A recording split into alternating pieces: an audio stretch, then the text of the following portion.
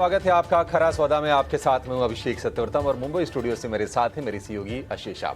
बाजारों में कल का सत्र काफी कमजोर रहा। निफ्टी में गिरावट रही करीब 200 अंकों के आसपास की। और आज भी अगर हम संकेतों की बात करें तो कुछ खास संकेत नहीं है। चिंता यह है कि देखिए रुपया तो वीक हो रहा है, लेकिन ट्रेड वॉर भी लगातार बढ़ रहा है और एफआईआई की बिकवाली जारी है। ये कुछ बाजार के लिए मेजर चिंताएं हैं। डोनाल्ड ट्रंप ने स्टील और एल्यूमिनियम के इंपोर्ट पर ड्यूटी को बढ़ाने का फैसला किया है और दोनों मेटल्स पर 25% ड्यूटी लगेगी। उसमें कोई एग्जम्पशन नहीं होगा, उसमें कोई कोटा नहीं होगा, चाहे वो मेटल हो या फिर मेटल के प्रोडक्ट हो, सभी पर एकदम ड्यूटी लगाने का उन्होंने ऐलान कर दिया है। और ये एक शुरुआत है, मतलब ट्रेड वॉर क्या एस्केलेट यहाँ से और होगा, कितना आपको इंपैक्ट करेगा उसकी आगे हम चर्चा भी करेंगे। लेकिन अगले आप 2.5 घंटे हमारे साथ बने रहिए। तमाम खबरें हैं जिस पर आगे आपको एक्सपर्ट के साथ जोड़कर हम सिलसिलेवार ढंग से एक एक करके चीजें रखते जाएंगे। लेकिन चलिए पहले 4 वो ट्रिगर्स लेके आइए, 4 तस्वीरों के माध्यम से, जिस पर आज दर्शकों की खास नजर होनी चाहिए। तो अमेरिकी बाजारों में अगर हम बात करें तो डाउ की 2 दिनों की गिरावट पर कल ब्रेक लगी है, 167 अंक चढ़ा है। गिफ्ट निफ्टी की बात करें तो हल्की सी तेजी है, 10 अंकों की मामूली सी तेजी है और 23,475 के नीचे इस वक्त आपको कारोबार करता हुआ दिखाई देगा। डाउ फ्यूचर्स में भी आज फिलहाल हम नरमी ही देख रहे हैं, करीब 70 अंकों के आसपास की। मेटल शेयरों में कल हमने गिरावट देखी थी, चौतरफा बिकवाली आई थी पूरे के पूरे मेटल स्टॉक्स में, चाहे वो सेल हो, हिंडाल्को हो, टाटा स्टील हो, वेदांता हो, तो सभी के सभी शेयर टूटे थे। और अब ये एग्जीक्यूटिव ऑर्डर पर डोनाल्ड ट्रंप ने दस्तखत कर दिए हैं। एल्यूमिनियम और स्टील के इंपोर्ट पर 25% का अतिरिक्त टैरिफ लगाया जाएगा।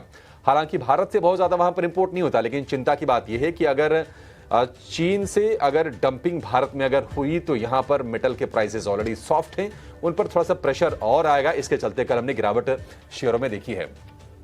आयशर एस्कॉर्ट्स के जो नतीजे हैं अनुमान के मुताबिक आए हैं, हालांकि ग्रासिम के जो नतीजे हैं वो कमजोर आए हैं, तो इन तीनों के तीनों शेयरों पर आज नजर रहने वाली है। लेकिन वायदा की अगर हम शेयरों की बात करें तो NBCC, IRCTC, SAIL, Berger Paints, Vodafone Idea, ये कुछ अहम नतीजे हैं जिन पर आज बाजार की नजर रहने वाली है।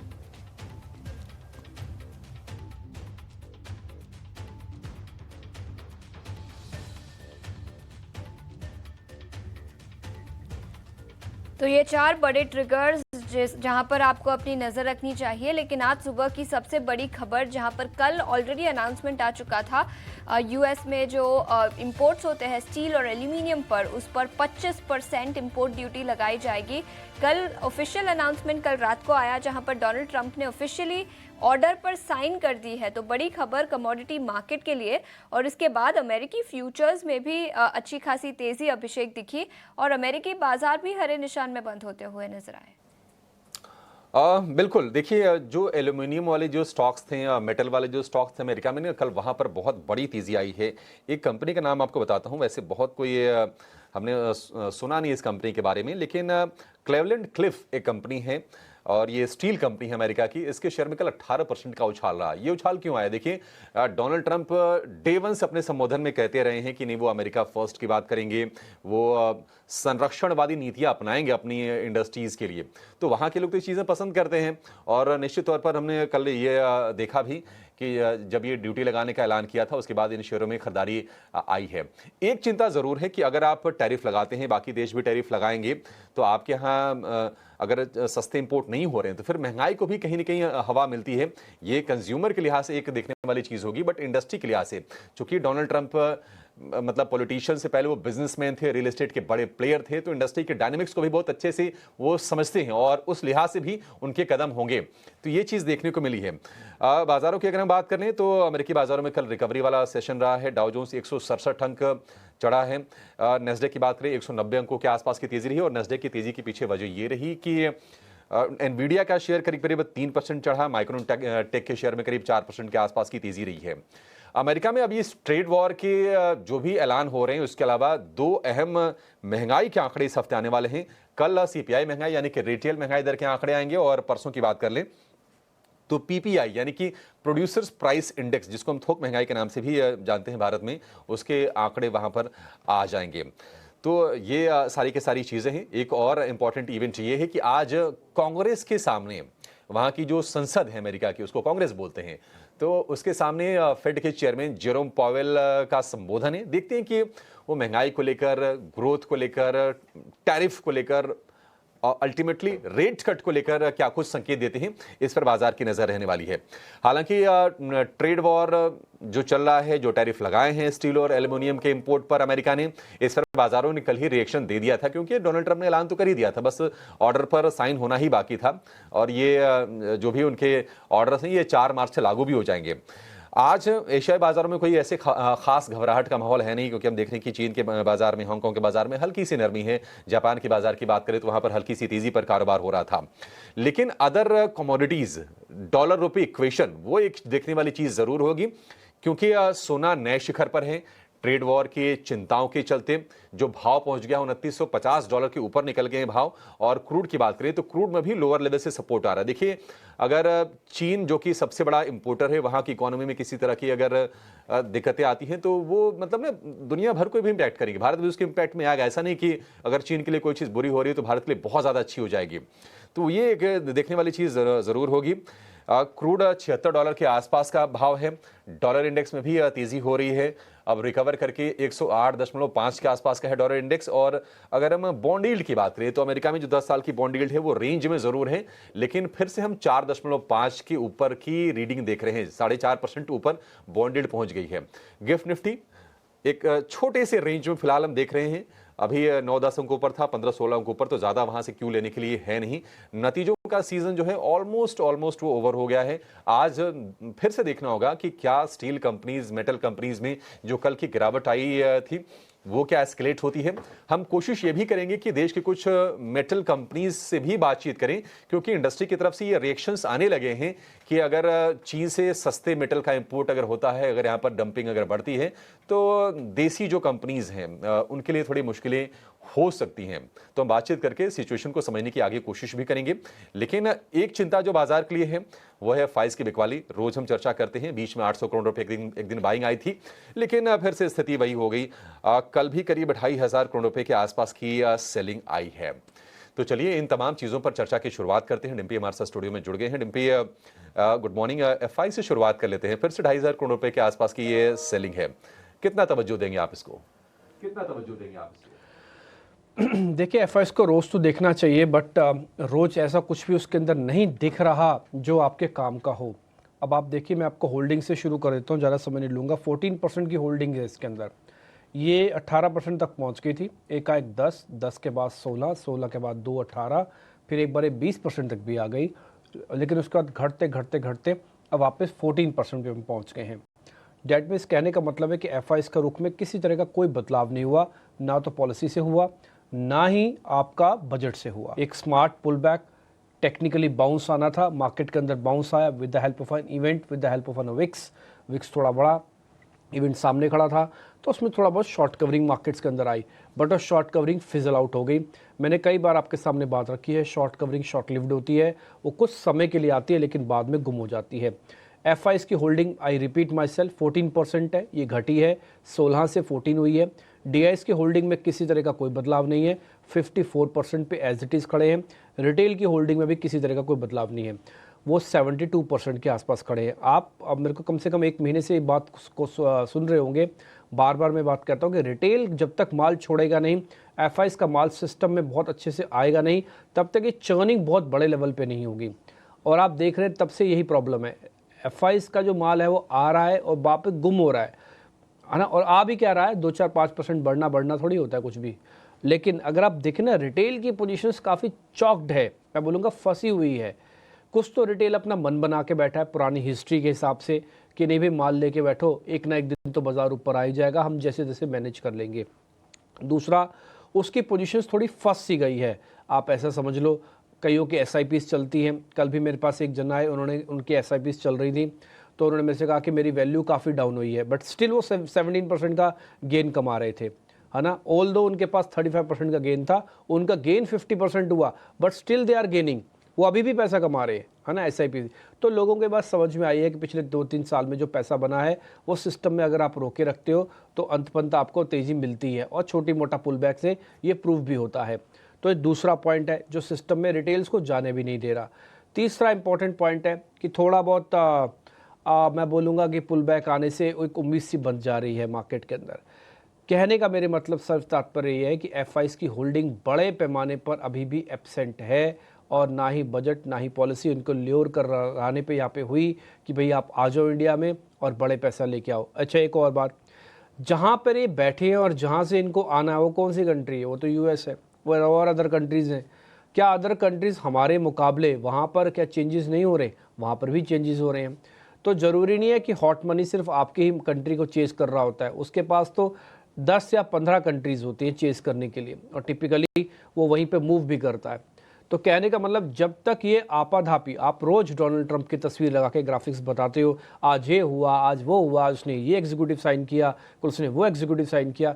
अरे भाई, उनके ही देश में इतनी ज़्यादा मोमेंटो है तो आपके देश में क्यों ट्रांसफ़र मारेगा? पहला पैसा तो। दूसरा पॉइंट, उनके ही देश में जब इस तरह की चीज़ें हो रही हैं तो वो क्यों आप अपने देश की अपॉर्चुनिटी ढूंढेगा? वो आपके देश में पहुँचेगा।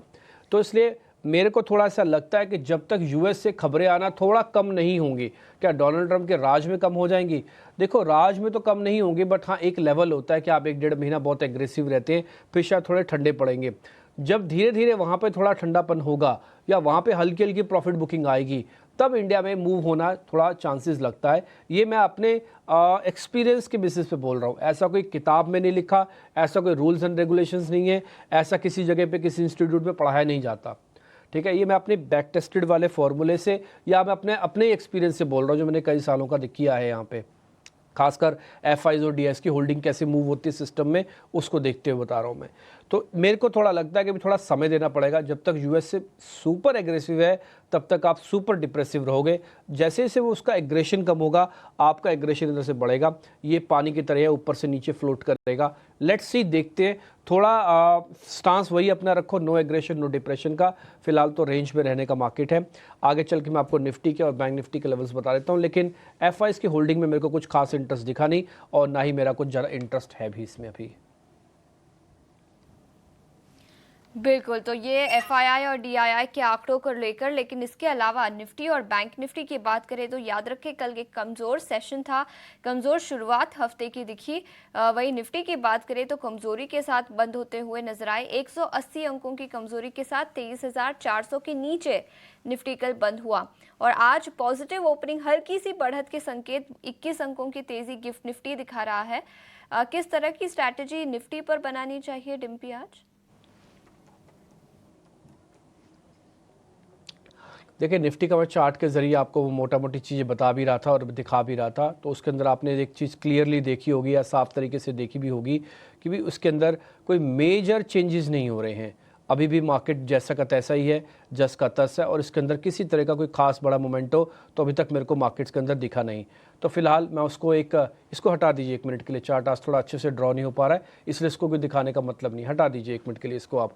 लेकिन आप रफ में समझते होंगे सारी बात को कि अब जो हमने बार बार रिजेक्शन आपको बताया था, और मैंने एग्जाम्पल के तौर पर आपको बताया, बहुत ईजी तरीके से बताया कि रिजेक्शन क्या होती है। मैं कोई टेक्निकल वर्ड्स का बड़ा गुबार लगा के अपने आप को प्रूफ करूँ कि हम टेक्निकली समझ रहे हैं चीज़ों को और आपको हम बताने की कोशिश करें, ना मेरी ऐसी भावना, ना मैं इसमें बिलीव करता हूँ बॉस।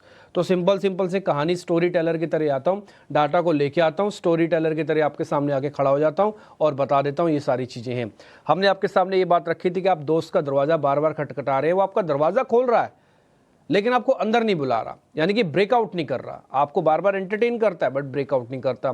ये 3-4 बार की रिजेक्शन ऑलरेडी हो चुकी है। तो उसके बाद से मार्केट ने धीरे धीरे करेक्शन मोड में आना शुरू किया। ये रिएक्शन कहाँ से शुरू हुई थी? ये रिएक्शन 550-600 से शुरू हुई थी। आप करीब 200 पॉइंट खो चुके हो। 178 पॉइंट तो कल में गए, उससे पहले भी पॉइंट्स गए हैं, उससे पहले भी पॉइंट्स गए हैं, है ना। तो 3-4 दिन से आप बैक टू बैक टूट रहे हो। तो जो ब्रेकआउट का मैंने आपको जो चार्ट दिखाया था पहले वाला, उसमें आपने क्लियरली ये चीज़ देखी होगी। मैं फिर से रिपीट करता हूँ, कल के सेशन के अंदर फिर से शॉर्ट्स बने हैं मार्केट के अंदर। ये शॉर्ट्स की हिम्मत है कि आपको बाजार को नीचे लेके आ सकते हैं। ये देखिए, आपको 4 दिन का आप देख रहे होंगे, ये 5, 6, 7 और 10 फेब तीनों में, चारों में आपको नेगेटिव दिखा है। ये वहीं से ही हो रहा है कि बार बार आपका जो रिजेक्शन आ रहा है वो यही आ रहा है। उससे पहले का आप ब्रेकआउट वाली जगह पे खड़े हुए थे। अब आते हैं क्या लेवल्स हमको देखने चाहिए, किस लेवल पे आके बाजार रुक सकता है। देखो, कल मार्केट ने जो अच्छा काम किया वो भी मैं बता देता हूँ। मार्केट ने अच्छा काम किया कि 23,350-300 वाली रेंज को अच्छे से प्रोटेक्ट किया और उसके ऊपर क्लोज किया। नुकसान क्या किया? नुकसान चौथे दिन एक रेड कैंडल को क्रिएट किया और वो डीप कैंडल थी पौने 1% के आसपास की। तो इसको कवर करने के लिए भी कम से कम आपको 178 पॉइंट ही चाहिए ऊपर आने के लिए।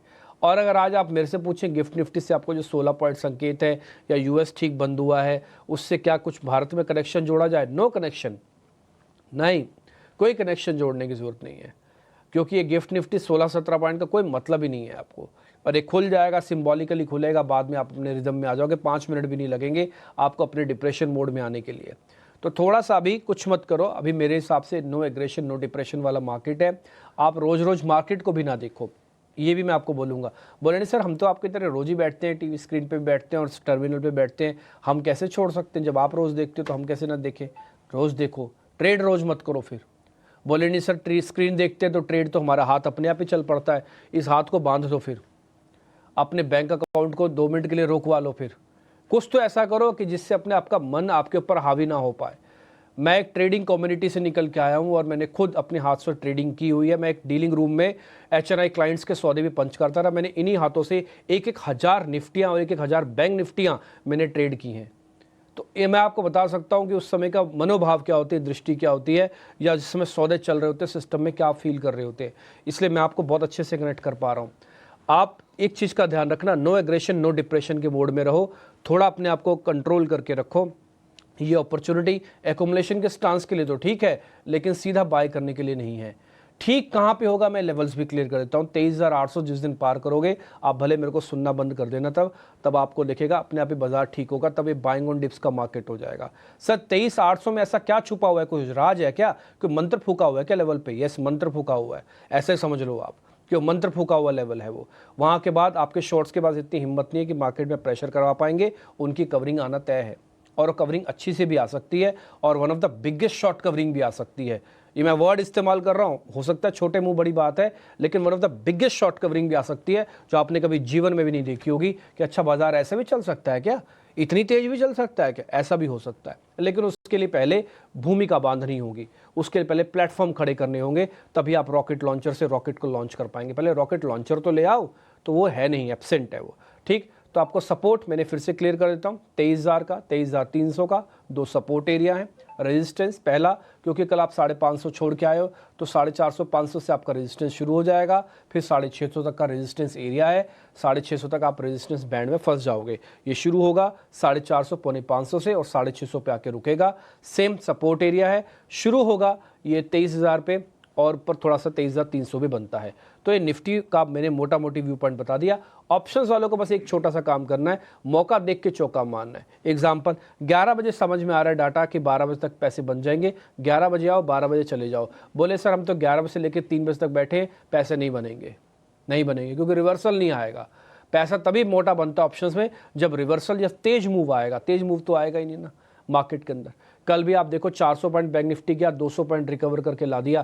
पहले मंदड़ियों को पैसे नहीं दिए, बाद में तिजड़ियों को पैसे नहीं दिए, दोनों के पैसे खत्म हो गए। ठीक, तो थोड़ा सावधानी से ट्रेड करना, और जिनके ऑप्शंस में 1 घंटे में पैसे बन जाते हो ना, book the profit leave the market कर लेना। ऐसा मत सोचना कि मेरे 1 घंटे में पैसे बन गए, मैं 3 घंटे रुकूंगा तो ज़्यादा पैसे बन जाएंगे, कभी नहीं बनेंगे। जो आए हैं वो भी चले जाएंगे। थोड़ा ध्यान रख के ट्रेड कीजिए।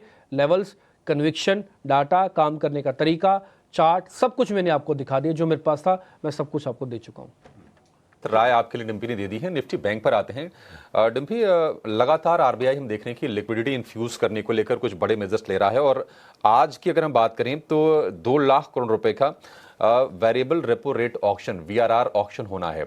एक अच्छी चीज और आई है, वो बैंकों के लिए पॉजिटिव हो सकती है कि आरबीआई ने जो OMO ऑक्शन करना था, यानी कि ओपन मार्केट ऑपरेशन के जरिए जो सरकारी जो सिक्योरिटीज या बॉन्ड खरीदने थे, उसकी रकम को 20,000 करोड़ रुपए से बढ़ाकर कर दिया है 40,000 करोड़ रुपए।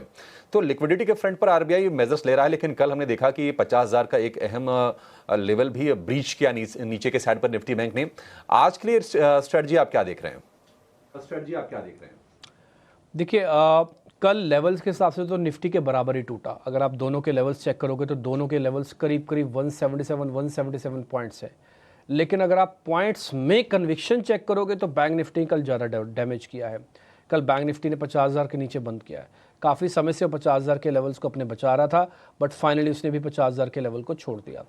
कहने का मेरे मतलब ये है कि इसके अंदर आपको थोड़ा सा पॉइंट नोटिस करके रखना पड़ेगा कि भाई बैंक निफ्टी ने 50,000 के नीचे लेवल बंद किया है, मेहनत वापस से करनी पड़ेगी। ये 2 दिन की आप कैंडल देख पा रहे हो, जबकि निफ्टी के अंदर मैंने आपको 4 दिन की back to back rejection candle दिखाई है। इसके अंदर मैं आपको 2 दिन के रिजेक्शन कैंडल सिखा रहा हूँ कि रिजेक्ट हो रहे हो आप जिस जगह पर टकराते हो, अपने दोस्त के घर पे जाते हो, आपको बुलाता नहीं, आपको बुरा लगेगा, आपको बुरा लगा तभी तो आपने 50,000 का लेवल तोड़ दिया। अगर बुरा नहीं लगता तो 50,000 का लेवल नहीं तोड़ते। फाइनली कोई बात नहीं, लेकिन इतने भी बुरे से बंद नहीं हुए आप, क्योंकि 981 मतलब सिर्फ 20 ही पॉइंट है। आप अगर एडजस्टमेंट में भी निकाल दो तो 20 पॉइंट हैं उसके पास। और कल का सेकंड हाफ का चार्ट देखोगे तो थोड़ी बहुत रिकवरी भी आपको दिखेगी उसके अंदर मैं बोलूँगा काफ़ी हद तक कोटक महिंद्रा बैंक का चार्ट काफ़ी इंटरेस्टिंग है। हमने कल परसों भी आपको इसके बारे में नोटिस करवाया है। तो ये सारी चीज़ें आपके सामने हमने रखी। दूसरा, कल शॉर्ट्स हुए कि अनवाइंडिंग हुई? कल शॉर्ट्स हुए, फ्रेश शॉर्ट्स हुए। क्या फ्रेश शॉर्ट्स कवर किए जा सकते हैं? बिल्कुल किए जा सकते हैं। खतरनाक क्या होता है? शॉर्ट अनवाइंडिंग होती है कि शॉर्टिंग होती है? खतरनाक अनवाइंडिंग होती है। अनवाइंडिंग में डिलीवरी रखी हुई बिक जाती है, लेकिन शॉर्टिंग में मौका देख के शॉर्ट किया जाता है, बाद में उसको कवर भी किया जा सकता है। ये कवरिंग आज में आ सकती है क्या? देखो चांसेस कम है, बट हाँ प्रोबेबिलिटी, उम्मीद भी आप कह सकते हो कि बन सकती है। क्या कल का डैमेज 177 पॉइंट्स का डैमेज अगर आज किसी तरह से बैंक निफ्टी रिकवर कर लेता है तो कोई डैमेज ही नहीं है। तो कल का दिन आपने खोल अपना रफ में निकाल दिया, आज टैरिफ वाली न्यूज़ निकाल दी, तो सब चीज़ें आप उसको एडजस्ट कर रहे हो, डाइजेस्ट करते जा रहे हो। बट एक ही प्रॉब्लम है, आपको ये सब थोड़ी करना है। आप ये सब देखने के लिए थोड़ी आए हो कि अच्छा ये खबर आई उससे 170 पॉइंट गिरेगा, फिर मैं अगले दिन आऊँगा 170 पॉइंट, फिर ये देखने के लिए थोड़ी बैठे हो आप आए हो मार्केट के अंदर डिप्स में पैसा लगाने के लिए और बाजार को चलते हुए देखने के लिए, क्योंकि आप सब बायर हो और आप सबको पैसा बनाना है, और पैसा बनाने के लिए बाजार को चलना पड़ेगा। चर्निंग से कभी पैसा नहीं बनेगा। चर्निंग से ऑप्शन राइटर्स का पैसा बनता है। चर्निंग से कभी भी एक तरफा लोगों का पैसा नहीं बनता, ना तो बुल्स का बनेगा ना ही बियर्स का बनेगा, दोनों पैसे खोएंगे अपने सिस्टम में, और राइटर्स का खूब पैसा बनेगा। तो ये मार्केट टिपिकली चर्निंग की है, राइटर्स की टिपिकली मार्केट है। ये कौन से लेवल पे बैंक निफ्टी ठीक होगा? 50,800 पे लेवल पे ठीक होगा। ये कौन से लेवल है 50,800? मंत्र फूके हुए लेवल है। यस, ये 200 दिनों का मंत्र फूका हुआ है उस लेवल पे। तो 50,800 जिस दिन पास हो जाएगा उस दिन आपके शॉर्ट्स की कवरिंग अच्छे से आने लगेगी, तब आपका नेचर बदल जाएगा। तब आप सेल ऑन राइज नहीं करोगे, बाइंग ऑन डिप्स करोगे, जो बीच में भी आपको थोड़ा फील भी हो रहा था, क्योंकि हम उसके निकट, उसके काफ़ी करीब पहुंच रहे थे, इसलिए वो फील हो रहा था। अब आप उससे दूर आ गए हो तो अब आपको फील नहीं होगा, बस इतना ही फर्क है। ठीक। दूसरा पॉइंट, सपोर्ट कौन से हैं? क्योंकि कल आप 50,000 के नीचे बंद हुए हो तो मैं इसको रिस्पेक्ट करता हूं, भले 20 पॉइंट से नीचे बंद हुए हो, तो इसलिए आपका पहला सपोर्ट 49,800 का है, फिर 700 का भी एक सपोर्ट एरिया है, फिर 500 का भी सपोर्ट एरिया है। 2 हमने सपोर्ट एरियाज आपके लिए फाइंड आउट करके रखे हैं। रेजिस्टेंस एरिया कौन से हैं? 50,500 रेजिस्टेंस एरिया। क्या 200-300 भी है? हाँ है, बट वो इतना नहीं है, क्योंकि आप जैसे एक 200 पॉइंट ऊपर करोगे तो आप उस लेवल पे पहुंच ही जाओगे, तो उतना बड़ा रेजिस्टेंस नहीं है। रेजिस्टेंस 50,500 है, 50,800 है, तो 2 रेजिस्टेंस के लेवल भी हमने आपको नोटिस करा दी। ऑप्शंस वालों को क्या करना चाहिए? जैसे मैंने निफ्टी के बारे में बताया, 11 बजे कोई ऑप्शंस मिलती है, 12 बजे तक पैसे बनते हैं, leave the market, book the profit, leave the market. ये सोचने पे मेरे को 1 घंटे में 3,000 रुपये आ गए, मैं अगर 3 घंटे रखूंगा तो 10,000 रुपये आ जाएंगे, बिल्कुल गलत धारणा है। वो 3,000 भी चले जाएंगे। तो भगवान की बड़ी कृपा है कि आपके पास 11 बजे ले रहे हो, 12 बजे तक आपके पास पैसे आ रहे हैं, book the profit, leave the market कर जाओ, ठीक है। या फिर ट्रेलिंग स्टॉप लॉस लगाओ, जैसे आपको ठीक बनता हो, जैसे आपको जमता हो। और ऐसा नहीं कि आप ऑप्शंस के ट्रेडर हो, आप कसम खा के आओ आपको ट्रेड लेना ही लेना है। थोड़ा अपना हाथ रोकने की आदत भी डालो। रोज हाथ मारोगे, रोज ही मार्केट के अंदर ट्रेड करोगे, 10 में से 4 सौदे भी गलत पड़ गए, 6 के पैसे लेके चला जाएगा। तो इसलिए जितना प्रोबेबिलिटी का गेम है boss, we are in the business of probability. Probabilities क्या कहती हैं कि चलेगा नहीं चलेगा, प्रोबेबिलिटीज़ क्या कहती है ट्रेड होगा नहीं होगा, हम उस बिजनेस के अंदर हैं।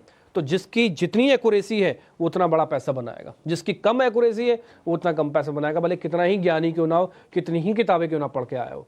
We are in the business of probability. हम बिजनेस, इसी बिजनेस के अंदर हैं और सभी लोग इसी के अंदर हैं, ठीक। तो ये मैंने बैंक निफ्टी के level, support, conviction, bank Nifty का ट्रेड कैसे करना है, जितना मैं बता सकता हूँ मैंने सब कुछ आपके सामने फिर से रख दिया। अगर कोई कमी पेशी हो, शब्दों में चयन करने में कोई दिक्कत हो, तो आप मेरे को लिख के भेज दिया कीजिएगा, मैं उसको थोड़ा और ठीक करने की कोशिश करूँगा। किरण जानी, रचना वैद्य, वैशाली पारिक, तीनों मेहमान मेरे साथ आज फिर से जुड़ चुके हैं। मंगलवार का दिन, उम्मीद करते हैं तीनों मेहमान आपके लिए मंगल में अच्छे अच्छे ट्रेड लेके आएंगे, और आज बाजार की शुरुआत इन तीनों मेहमानों के साथ ही हम करते हैं। वैशाली, बहुत शुक्रिया, थैंक यू वेरी मच समय देने के लिए। किरण सर आपका भी शुक्रिया और रचना मैम आपका भी बहुत बहुत शुक्रिया, थैंक यू वेरी मच। आप अपना कीमती समय हमारे लिए निकालते हैं, हमें बहुत अच्छा लगता है और थोड़ा फील प्राउड भी होता है कि आपकी इंटेलिजेंस हमारे काम आ जाती है। विशाली मैम आपसे कर रहे हैं शुरू। फाइनली मार्केट के अंदर थोड़ा डलनेस है, थोड़ा वापस से प्रॉब्लम आई है, थोड़ा डिप्रेशन आया है। मैं ये तो नहीं बोलूँगा कि सब कुछ ख़त्म हो गया, बट हाँ जो एक मोमेंटो बना था वो रुक सा गया है, वो फील हो रहा है लेवल्स में भी और कन्विक्शन में भी। आपका क्या टेक है इस पे, निफ्टी और बैंक निफ्टी पे? वेरी गुड मॉर्निंग आप सभी लोग को। आप जैसे कह रहे हैं वो बात बिल्कुल सही है। एक्चुअली मार्केट में वीकनेस दिखती है, पर at the same time velocity भी नहीं है। जो स्पीड से अगर जिस जिस तरह से नेगेटिव फैक्टर्स आ रहे हैं, dollar is strengthening, gold silver बढ़ रहा है, तो उसी अनुसार तो कल और फिर ये ट्रम्प टैरिफ जो बात हो रही है, तो 23,300 लेवल्स टूटना चाहिए था, बट टूटा नहीं है अभी भी, और 23,300 लेवल्स होल्ड कर रहा है। और रेंज भी इतनी नैरो हो गई है, 23,550 is the near term resistance. Bank Nifty भी आप देखेंगे तो it's a balanced act. SBI hold कर रहा है, आईसीआईसीआई होल्ड कर रहा है, even Kotak bank of course it is out performer. तो मिक्स्ड व्यू रहता है, और बैंक निफ्टी भी 49,500 का फिलहाल सपोर्ट है और 50,200 का रेजिस्टेंस है। तो मूवमेंट है ही नहीं रिपी जी। Basically it's just an intraday trade. अगर चांस मिल जाता है, आई वुड से वेट करिए आराम से, एक अच्छा सा स्टेबिलिटी दिख जाए तब अक्यूमुलेट करना शुरू कर दीजिए। ट्रेड करने की सलाह है, थोड़ा सा और नीचे अगर आ जाए तो ये आपके लिए रणनीति है। लेकिन स्टॉक स्पेसिफिक आज के लिए आपकी रणनीति क्या होनी चाहिए, ये अपने तीन मेहमानों से समझते हैं। शुरुआत करेंगे रचना जी आपसे। गुड मॉर्निंग, बताइए आज के लिए आपके ट्रेड्स कौन से हैं? Good morning. और 2-3 दिन के पुल बैक के बाद निफ्टी फ्यूचर से जब कल 23,400 छुआ, तो वहां पे मेरे हिसाब से एक सपोर्ट इमर्ज होता है जो एक टेम्पररी ही सही लेकिन अपस्विंग दे सकता है। तो उस हिसाब से मेरा आज का जो रुझान है वो पॉजिटिव साइड पे रहेगा, और उसमें एक नाम रहेगा कोटक बैंक, जिसके फ्यूचर्स को हम इंट्राडे डिप पे लॉन्ग करने का सोचेंगे। डिप मिला तो बहुत अच्छी बात है, क्योंकि रिस्क रिवॉर्ड रेशियो बेटर हो जाएगा। 1964 के करीब ये फ्यूचर्स अभी बैठे हैं। अगर यहाँ पे 1940 होल्ड कर गया तो अपसाइड पे हम यहाँ पे 1980 एंड 1990 के नंबर्स आज और कल में देखने की उम्मीद लगा सकते हैं। So that is one counter on the long side. और उसके अलावा जो अनदर काउंटर जिसकी मैं बात करना चाहूंगी for the long side would be HCL tech as well. HCL tech के फ्यूचर्स फिलहाल 1737 के करीब है। अगर यहाँ पे हम 1720 को होल्ड करते हुए देखेंगे, तो यहाँ पे भी अपसाइड पे हम 1750 और 60 की तरफ विद इन अ डे और टू जा सकते हैं। ठीक है, तो ये कुछ स्टॉक स्पेसिफिक आइडियाज रचना जी ने दिए। लेकिन किरण सर गुड मॉर्निंग, आप बताएं आपके टॉप पिक्स आज सुबह कौन से होंगे? Very good morning everyone. So overall जिस तरह से चार्ट सेटअप है, हम दोस्त यहाँ पे ट्रेड देना चाहते हैं। पहला जो ट्रेड रहेगा वो इंडेक्स पॉइंट ऑफ व्यू रहेगा। जैसे डिम्पल जी ने बताया कि कहीं ना कहीं फोर्स का कमी है, लेकिन जिस तरह से लेवल्स होल्ड है इंडेक्स के ऊपर, बैंक निफ्टी हमें काफी पॉजिटिव लग रहा है। उसका रीजन ये है कि जैसे आप देखोगे कि स्टॉक्स में काफी सारे ऐसे प्राइवेट एंड पीएसयू स्टॉक्स है जो अपने प्रीवियस लो को होल्ड कर रहे हैं, साथ ही साथ फ्रेश ब्रेकआउट है तो रिवर्सल पैटर्न भी दे रहे हैं। सिमिलरली बैंक निफ्टी में आप देखोगे तो 20 दिन की मूविंग एवरेज के ऊपर ट्रेड कर रहा है, और डबल बॉटम पैटर्न ब्रेकआउट काफी अरसे से हम देख रहे थे। 49,500 49,700 उसका क्लस्टर सपोर्ट था, उसके नीचे इंडेक्स गया, अब उसके ऊपर ट्रेड कर रहा है। Clear cut double bottom pattern breakout दिख रहा है, ब्रेकआउट यहाँ पे, साथ ही साथ एक बुलिश डाइवर्जेंस भी है। सो थोड़ा पोजिशनल आउटलुक हम दे रहे हैं कि यहाँ से अगर आप फरवरी एक्सपायरी देख रहे हो तो तब तक एक बार के लिए बैंक निफ्टी 51,800 52,000 तक आ सकती है। तो उस नजरिए से हम करंट मार्केट प्राइस से लॉन्ग करने की सलाह दे रहे हैं, और जो स्टॉप लॉस हम यहाँ पे देख रहे हैं वो 49,400 का रहेगा। तो एक वैल्यू बाय यहाँ पे हमें दिख रहा है कि बैंक निफ्टी के अंदर करना चाहिए। तो जो लेवल्स है 50,000 के आसपास स्पॉट निफ्टी है, उसमें आप 49,400 का स्टॉप लॉस मेंटेन कीजिए। 51,800 तक के टारगेट्स आप बैंक निफ्टी पे देख सकते हैं। दूसरा जो कॉल है वो पेंट सेक्टर में से आप देखोगे तो बर्जर पेंट हो गया, एशियन पेंट हो गया, उसमें एक कंस्ट्रक्टिव बॉटम बना है ऐसा हमें लग रहा है। ओवरऑल आप देखोगे तो एक ओवरसोल्ड टेरिटरी से बाउंस बैक आ रहा है, साथ ही साथ मल्टीपल पॉजिटिव डाइवर्जेंस है। अगर मैं एशियन पेंट की बात करूं तो यहाँ पे भी डबल बॉटम पैटर्न ब्रेकआउट था, बजट के आसपास उसने 2400 तक के हाई बनाए, वापिस वो 2270 2280 जो उसका प्रीवियस ब्रेकआउट लेवल है उसके आसपास कंसोलिडेट हो रहा है। तो risk reward point of view से काफी अच्छे जंक्चर के ऊपर एशियन पेंट अवेलेबल है। 2270 के आसपास चल रहा है, लॉन्ग करके जाना चाहिए। 2340 एज अ टारगेट हम देख रहे हैं and 2240 as a stop loss हमें देखना है। तो कहीं ना कहीं एशियन पेंट भी करंट मार्केट प्राइस से हम लॉन्ग कर सकते हैं। ठीक है, हालांकि इसका छोटा भाई चला कल बर्जन पेंट, लेकिन एशियन पेंट्स ने कल हरा निशान तो नहीं दिखाया, लेकिन ये भी चल सकता है, प्रोबेबिलिटी इसकी भी हाई है और इसके अंदर भी आपको टारगेट मिल जाएंगे 2340 तक के। और दूसरा जो एक ट्रेड आपको दिया है वो बैंक निफ्टी की एक्चुअली में ट्रेड है सर का, और उनका मानना है कि 51,800 तक हम आ सकते हैं। स्टॉप लॉस आप 49,400 का रखें बैंक निफ्टी के अंदर, तो प्रोबेबिलिटी हाई है। पुट कॉल रेशियो तो देखो कहता है, और बैंक निफ्टी के अंदर कोटक जैसा बैंक चल जाए तो सपोर्ट भी मिलता है, और यही रचना मैम ने भी आपको दिया है। वैशाली आपके पास आते हैं, और आपकी तरफ से आज के ट्रेड कौन से हैं?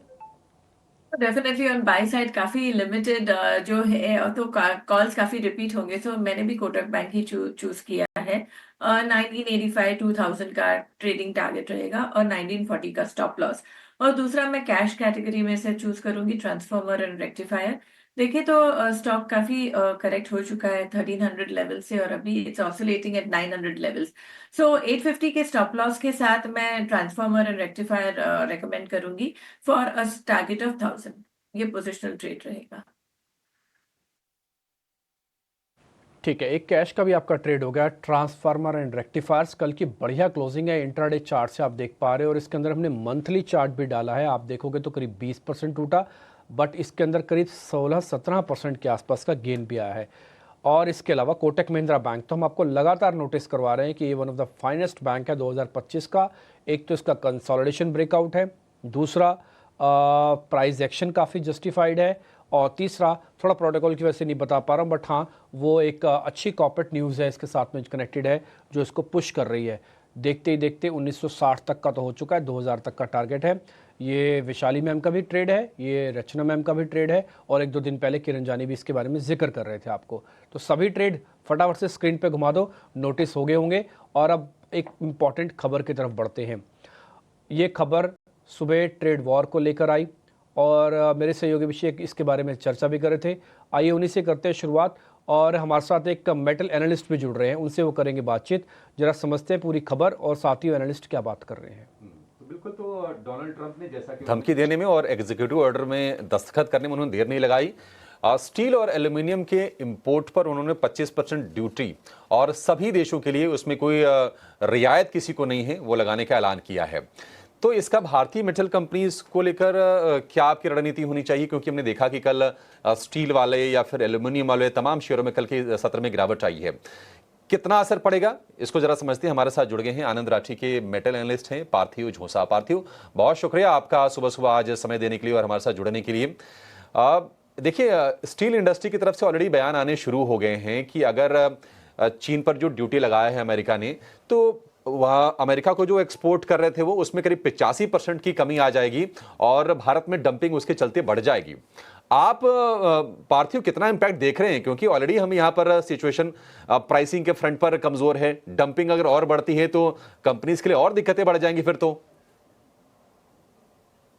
गुड मॉर्निंग, शुक्रिया। तो स्टार्ट करने के पहले एक बार समझ लेते हैं कि एग्जैक्टली हुआ क्या है। अगर हम यूएसए की बात करें, और अगर हम बात करें तो यूएसए में कनाडा, मेक्सिको, ब्राजील, ये तीन मिला के अबाउट 60-65% टोटल एक्सपोर्ट यूएसए से जाता है। दूसरा 19% जाता है वियतनाम, जापान, साउथ कोरिया से। सो ये हो गए आपके 75-76% एक्सपोर्ट, यही 6 कंट्री से जाती है। अगर हम चाइना की बात करें, चाइना से आज की तारीख में अब तकरीबन 1-1.25% के आसपास जाता है एक्सपोर्ट यूएसए। हमारे यहाँ से उससे भी छोटा पोर्शन जाता है यूएसए। हमारे यहाँ से अगर हम डॉलर टर्म में बात करें, इंडिया टू यूएस एक्सपोर्ट, तो तकरीबन जो डेटा अवेलेबल है उसके तरफ से अबाउट 1.5-1.25 बिलियन डॉलर के आसपास का एक्सपोर्ट होता है इंडिया से। वॉल्यूम टर्म में इतना बड़ा है नहीं।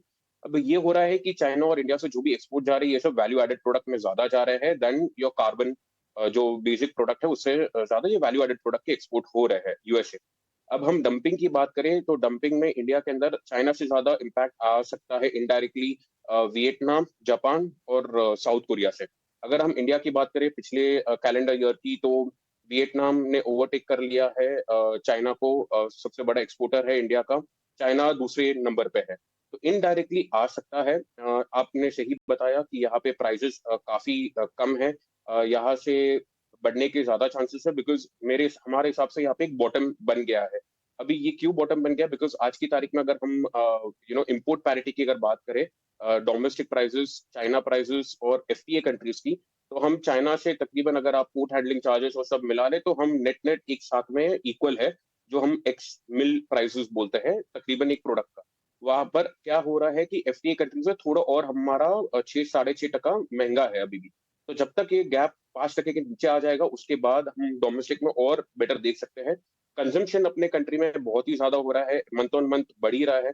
अगर आप देखेंगे तो नवंबर और दिसंबर मंथ में 13 मिलियन टन के ऊपर ही कंजम्पशन रहा है। तो कंजम्पशन का कोई इश्यू नहीं है, इट इज जस्ट बहुत सारे प्रोडक्ट इंटरनेशनली इंडिया में आ रहे हैं और इनडायरेक्टली इम्पैक्ट हो सकता है स्टील में।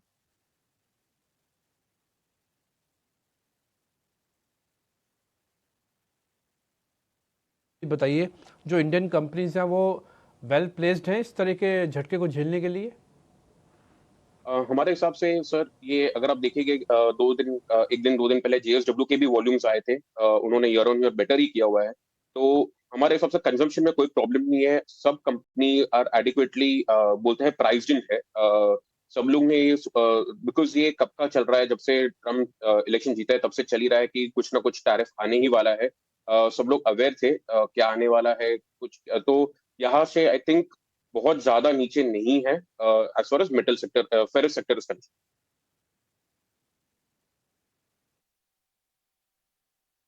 तो आपके लैंग्वेज से मेरे को सर साफ समझ में आ रहा है कि ये डोनाल्ड ट्रंप की जो बात है इसको काफ़ी हद तक हमने डिस्काउंटिंग किया हुआ है। आप ये बात भी बता रहे हैं कि शायद बड़ा डैमेज इंडियन स्टॉक मार्केट में नहीं होगा।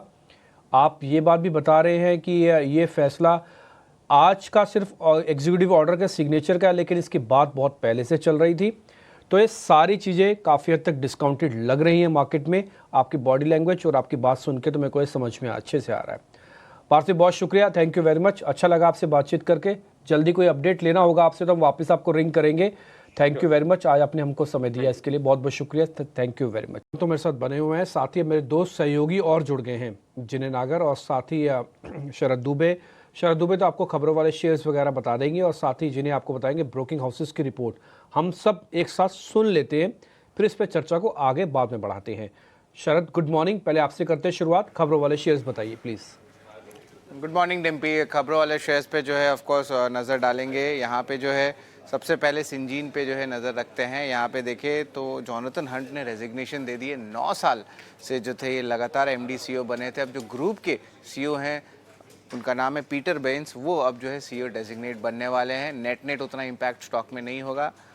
इसके अलावा महिंद्रा लाइफ स्पेस की बात करें तो 13 फरवरी को जो है फंड रेस कंसिडर करने वाली है, तो महिंद्रा लाइफ स्पेस पे भी नज़र रखिएगा। Nippon life India asset management जो है करार की है निसय एसेट मैनेजमेंट से, जहाँ पे जापानीज़ इन्वेस्टर्स भारत के कैपिटल मार्केट्स को एक्सेस कर सकते हैं। नेट पॉजिटिव है स्टॉक के लिए। ओएनजीसी और बीपी जो है ब्रिटिश पेट्रोलियम, उन्होंने जो है एक कॉन्ट्रैक्ट साइन किया जहाँ पे प्रोडक्शन स्टार्ट करेंगे मुंबई हाई में। एस्कॉट सिब्योटा की बात करें तो लैंड मोनेटाइजेशन हुई है, लगभग 110 करोड़ की अप्रूवल बोर्ड की आई है।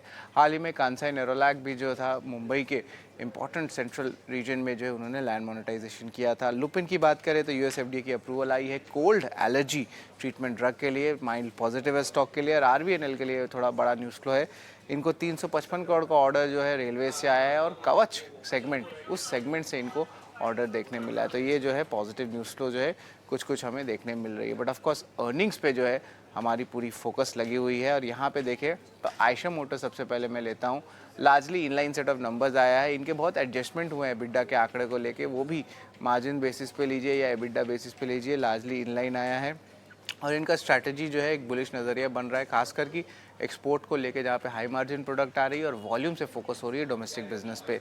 ग्रासिम की नंबर्स तो स्टैंड अलोन में वीक सेट ऑफ नंबर्स देखने मिले हैं, लेकिन जो इम्पोर्टेंट बात है वो है पेंट बिजनेस का। पेंट बिजनेस में जो है उनकी एक्सपेंशन अच्छी चले जा रही है, 4 से 6 प्लांट्स में जो है ऑलरेडी ऑपरेशनल हो गए हैं।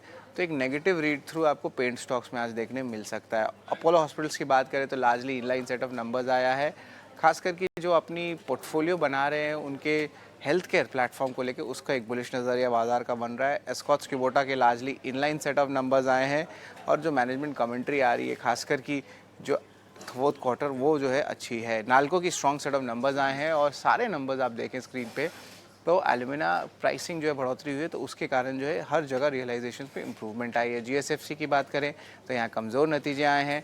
और नायका हमारा अगला स्टॉक रहेगा जहाँ पे रेवेन्यू और एबिटा इनलाइन आया है, हालांकि पैट वो अभी भी बिलो एस्टिमेट्स आया है। तो मिले जुले नतीजे नायका से देखने मिले हैं। और आखिर में हिंडाल्को की बात करूंगा मैं, जो उनकी जो यूएस आर्म है नोवेलिस, यहाँ पे वीक सेट ऑफ नंबर्स आए हैं। एडजस्टेड एबिटा और शिपबिट्स दोनों ही कम आए हैं और लोअर वॉल्यूम और हाई स्क्रैप प्राइसेस के कारण ये नंबर्स कम आपको देख रहे हैं। लेकिन चौथे तिमाही के लिए उन्होंने जो गाइडेंस रखा है उसमें एक बुलिश नज़रिया बन रहा है। तो ये तो इंपॉर्टेंट अपडेट्स जो है आपके स्टॉक्स को स्पेसिफिक हुई है, अर्निंग स्पेसिफिक हुई है। लेकिन याद रखिए 2-3 बड़े इवेंट्स हो रहे हैं, उस पर भी नज़र रखिएगा। एरो इंडिया शो 2025 का हो रहा है, इंडिया एनर्जी वीक हो रही है 2025 की, पीएम मोदी एआई के समिट पे हैं फ्रांस में, और ऑफ कोर्स यूएस में जाएंगे जहाँ पे टैरिफ इम्प्लीकेशंस चल रहा है। तो ब्रॉडर बेसिस पे जो है कुछ मैक्रो इवेंट्स भी हो रहे हैं, ये 3-4 जो मैंने आपको बताया, जहाँ पे स्टॉक्स मूव कर रहे हैं। तो खास करके mid cap small cap space, उन स्टॉक्स को ज़रूर देखिएगा जो ज़्यादा चर्चा में नहीं होता है। लेकिन अब जो है ऑफ कोर्स ब्रोकरेज की क्या इम्पैक्ट रही है अर्निंग्स को लेके, और क्या इंपॉर्टेंट नॉन अर्निंग्स ब्रोकरेजेस आए हैं, वो उसके सारे डिटेल्स जो है हमें जिन्हें बताने वाले हैं। जिन्हें बताइए यहाँ पे क्या स्टैंड आउट ब्रोकिंग हाउस से रिपोर्ट्स आ रही है। सुनने में 30-40 रिपोर्ट्स आई है, तो आपने छाट के कुछ अच्छे निकाले? करते हैं अर्निंग्स। आयशर मोटर्स की अर्निंग देखने मिली थी। गोल्डमैन सैक्स की रिपोर्ट है, ओवरऑल बाय रेटिंग बरकरार रखी है। जो टारगेट प्राइस उन्होंने दिया है वो है 5,900 रुपये का। उनका मानना है कि जो वॉल्यूम मोमेंटम है वो Q4 में भी हमें एक्सपेक्टेड बढ़ता हुआ नज़र आएगा। उसके अलावा जो हायर मार्केटिंग एक्सपेंसेस है उसके चलते उन्होंने EPS में कट लिया है, 5% के आसपास का कट देखने मिलेगा। इसके अलावा बजाज फाइनेंस फोकस में रहेगा। मॉर्गन स्टैनली की रिपोर्ट है, उनको जो फोकस लिस्ट है वहाँ से उन्होंने बजाज फाइनेंस का एडिशन किया, और जो निकाला है वो है रिलायंस इंडस्ट्रीज़ को। ओवरऑल उनका मानना है कि FY26 में जो क्रेडिट कॉस्ट है वो 200 बेसिस पॉइंट से कम होता हुआ नज़र आएगा, जिसके चलते जो EPS ग्रोथ आउटलुक उनका बन रहा है FY26 से वो 25% प्लस का बन रहा है। और वैल्यूएशंस की तरफ भी देख ले तो उनको मानना है कि जो हिस्ट्री देखेंगे उनकी कंपनी के वैल्यूएशंस के और फंडामेंटल्स, तो वहाँ से एक गुड अपसाइड नज़र आ रही है। इसके अलावा M&M फोकस में रहेगा। HSBC की रिपोर्ट है, बाय रेटिंग बरकरार है, जो टारगेट प्राइस है वो है 3,520 रुपये। उनका मानना है ओवरऑल FY26 की बात करें तो जो SUV बिजनेस होगा वो आउट परफॉर्म करेगा और ग्रोथ को लीड करेगा, और जो ट्रैक्टर बिजनेस है वो भी आउट परफॉर्म करेगा, जहाँ पे ज़्यादा ग्रोथ साउथ रीजन से आती हुई नज़र आती है। इसके अलावा वरुण बेवरेजेस की बात करेंगे। मॉर्गन स्टैनली की रिपोर्ट है, ओवरवेट रेटिंग बरकरार है, जो टारगेट प्राइस है वो है 674 का। देखेंगे तो उन्होंने जो वॉल्यूम ग्रोथ आउटलुक है मैनेजमेंट ने वो रीटरेट किया। उन्होंने कहा है कि जो मार्जिन्स है वो भी CY25 जो ओवरऑल गाइडेंस है उसको रीटरेट किया है। इसके अलावा मैनेजमेंट को जो कैंपा कोला बिजनेस है, जो कंपटीशन है, वहाँ से कोई भी अफेक्ट होता हुआ उनको ओवरऑल नज़र नहीं आता है। तो एक पॉजिटिव कमेंट्री मैनेजमेंट की तरफ से देखने मिली। और आखिर में बात करेंगे एल्केम लैब्स पे, तो इन्वेस्टेक की सेल रेटिंग है, जो टारगेट प्राइस है वो है 5,250। उनका मानना है कि जो एक्यूट हैवी इंडिया बिजनेस है वो ओवरऑल जो PS से अगर हम कंपेयर करेंगे तो एक अंडर परफॉर्मेंस नज़र आ रही है। इसी के चलते उनका जो प्रेफरेंस है वो है मैनकाइंड और JB फार्मा, और उन्हें सिप्ला और ग्लेनमार्क भी पसंद आता है as a proxy play when you compare to Alkem labs. ठीक है, तो ये तमाम रिपोर्ट्स और खबरें आपके लिए। फटाफट एक काम करते हैं कि इन सभी खबरों पर और इसके अलावा रिपोर्ट्स पर अपने एक्सपर्ट से व्यू लेते हैं, और शुरुआत कर लेते हैं आयशर मोटर्स के नंबर्स के साथ साथ। अनुमान के मुताबिक इसके नतीजे आए हैं। रचना जी, आपसे जानना चाहेंगे अच्छे से आउट परफॉर्म किया हुआ है इस स्टॉक ने, अगर हम टू व्हीलर कॉम्पिटिटर से अगर तुलना करें तो रेवेन्यू में 19% का उछाल है, प्रॉफिट में 17.5% का, हालांकि मार्जिन पर हिट आया है करीब 2% के आसपास का। चार्ट्स कैसे लग रहे हैं आपको आयशर के? नंबर्स ठीक ठाक ही हैं? आयशर के चार्ट्स में पिछले 3-4 दिन से हमने एक स्ट्रॉन्ग गिरावट देखी है, और प्राइस अभी काफी इंपॉर्टेंट सपोर्ट पे है। करीब 5300 के आसपास सपोर्ट बनता है, तो हम उससे काफी नजदीक में बैठे हुए हैं। तो मेरे हिसाब से यहाँ पे अगर 50 to 50 फ्यूचर्स पे होल्ड करेगा तो यहाँ से एक अपस्विंग बनने की उम्मीद है, जो इस काउंटर को 5400 एंड 5430 की तरफ लेके जा सकती है आज और कल में। 100 और 5440 की तरफ ये शेयर बढ़ता हुआ आपको दिखाई दे सकता है आयशर मोटर्स का। अपोलो हॉस्पिटल के नंबर आए हैं भी अनुमान के मुताबिक, और इसमें हर फ्रंट पर देखने के नतीजे ठीक ठाक हैं। मार्जिन भी करीब 1% एक्सपेंड किया है, और प्रॉफिट करीब हो गया है 1.5 गुना। अपोलो हॉस्पिटल्स, इस पर वैशाली जी आपसे व्यू जानना चाहेंगे, कैसा लग रहा है आपको शेयर ये? मार्केट वॉलेटिलिटी, आई थिंक ये स्टॉक एक अच्छे से स्ट्रेंथ पे ही है। डेली चार्ट में भी हम देख रहे हैं तो 200 मूविंग एवरेज पे सपोर्ट ले रहा है। तो मेरा मानना है ये एक लेवल से 6500 6600 के सपोर्ट के साथ ये खरीदा जा सकता है and look for a trading target of 7100। Apollo hospital को लेकर ये व्यू। ग्रासिम के नंबर हालांकि कमजोर आए हैं, शेयर हालांकि चला हुआ है, अगर हम महीने भर में देखेंगे तो 7-8% के आसपास की इसने तेजी दिखाई है। लेकिन इसके अगर हम एबिडा की बात करें तो उसमें 48% की गिरावट है। मार्जिन 8% से घट के रह गई हैं 3%, तो 5% का एक डीप कट है। ग्रासिम, इस पर आपसे व्यू जानना चाहेंगे किरण जी। सपोर्ट्स लेवल कहां पर है? मान लीजिए अगर आज गिरावट होती है तो कहां तक वेट करना चाहिए? सो ग्रासिम का अगर हम चार्ट देखोगे तो डेली चार्ट के ऊपर आप क्लियर कट देखो कि inverted head and shoulder pattern का फॉर्मेशन हो रहा है, तो कंडीशनल बाय रहेगा। इसका जो ब्रेकआउट लेवल है वो कहीं ना कहीं 2490 के आसपास का है, तो अगर 2490 के ऊपर जाता है तो स्टॉक में ये ब्रेकआउट कंसिडर होगा। साथ ही साथ आप देखोगे तो 2500 के आसपास इसकी 50 डेज मूविंग एवरेज भी है, तो वो भी एक क्लस्टर रेजिस्टेंस है। सो 2490 या 2500 के ऊपर कंडीशनल बाय रहेगा। जैसे ही वो लेवल क्रॉस होता है उसके बाद ग्रासिम आपको 100 से 150 रुपए की अपस्विंग दिखा सकता है, और नीचे में जो स्टॉप लॉस हमें मेंटेन करना है वो 2450 का मेंटेन करना है। तो कंडीशनल बाय रहेगा, 2490 के ऊपर बाय कीजिए, 2450 का हमारा स्टॉप लॉस रहेगा, और ऊपर में 2590 तक के टारगेट हम देख सकते हैं। 180 रुपए तक के टारगेट हो जाएंगे ग्रासिम के लिए। नायका के नंबर आए हैं, लेकिन नायका के जो नंबर हैं वो मिक्स्ड दिख रहे हैं, क्योंकि मार्जिन तो बड़ा है इनका, प्रॉफिट में करीब करीब 1.5 गुने के आसपास का उछाल है, ये ठीक ठाक है। हालांकि अनुमान से थोड़ा सा कम है ये, अगर हम प्रॉफिट के नंबर से बात करें तो रेवेन्यू और एबिडा ये अनुमान के मुताबिक है नायका में। हमारे साथ जुड़ गए हैं विवेक कारवा भी, फंडामेंटल एक्सपर्ट। विवेक जी, आपकी नजर होती है ये न्यू एज कंपनीज को लेकर, नायका के नंबर्स को आप किस तरह से देखते हैं और इसमें क्या रणनीति होनी चाहिए, बताइए। Good morning. गुड मॉर्निंग अभिषेक। इनफैक्ट मैं नायका का नंबर्स देख रहा था। देखिए, जो इन लाइन नंबर्स बोलूंगा मैं, जैसे बाजार एक्सपेक्ट कर रहा था उसी टाइप का है, और कोई सरप्राइजेस कंपनी ने नहीं दिया है, और उसके लिए उस कारण हो सकता है कि स्टॉक में ज्यादा मूवमेंट नहीं आए, पहली चीज। दूसरी, जैसे भी नंबर्स है उसके लिए आज भी अगर मार्केट कैपिटलाइजेशन आप अगर 48,000 करोड़ का अगर देखते हो, तो मुझे लगता है कि वैल्यूएशन वाइज ये अभी भी मुझे महंगा लग रहा है। और जितना जो जो एक नायका का अलग क्लाउड होता था वो आज के दिन नहीं है, और बहुत कंपटीशन ऑन ग्राउंड डेफिनेटली है। और इनफैक्ट जितना भी मैं सर्वे, इनफैक्ट इन प्रोडक्ट्स पे मैं जिससे भी बात करता हूँ कुछ ना कुछ पूछते रहता हूँ कि आप कौन सा यूज कर रहे हो, क्यों कर रहे हो, क्यों नहीं कर रहे हो, ये सब। तो मुझे लगता है कि स्टॉक वैल्यूएशन अभी भी महंगा है, और ठीक ठाक नंबर्स है। अगर ऐसे ही रहते हैं तो स्टॉक ज्यादा गिरेगा नहीं, लेकिन बढ़ने में अभी भी इसको टाइम लगने वाला है। तो 170 बहुत कॉस्टली लग रहा है मुझे लगता है कि एक अच्छा वैल्यूएशन होगा करीबन 120 130 के आजू बाजू, अगर कभी भी ये स्टॉक आता है।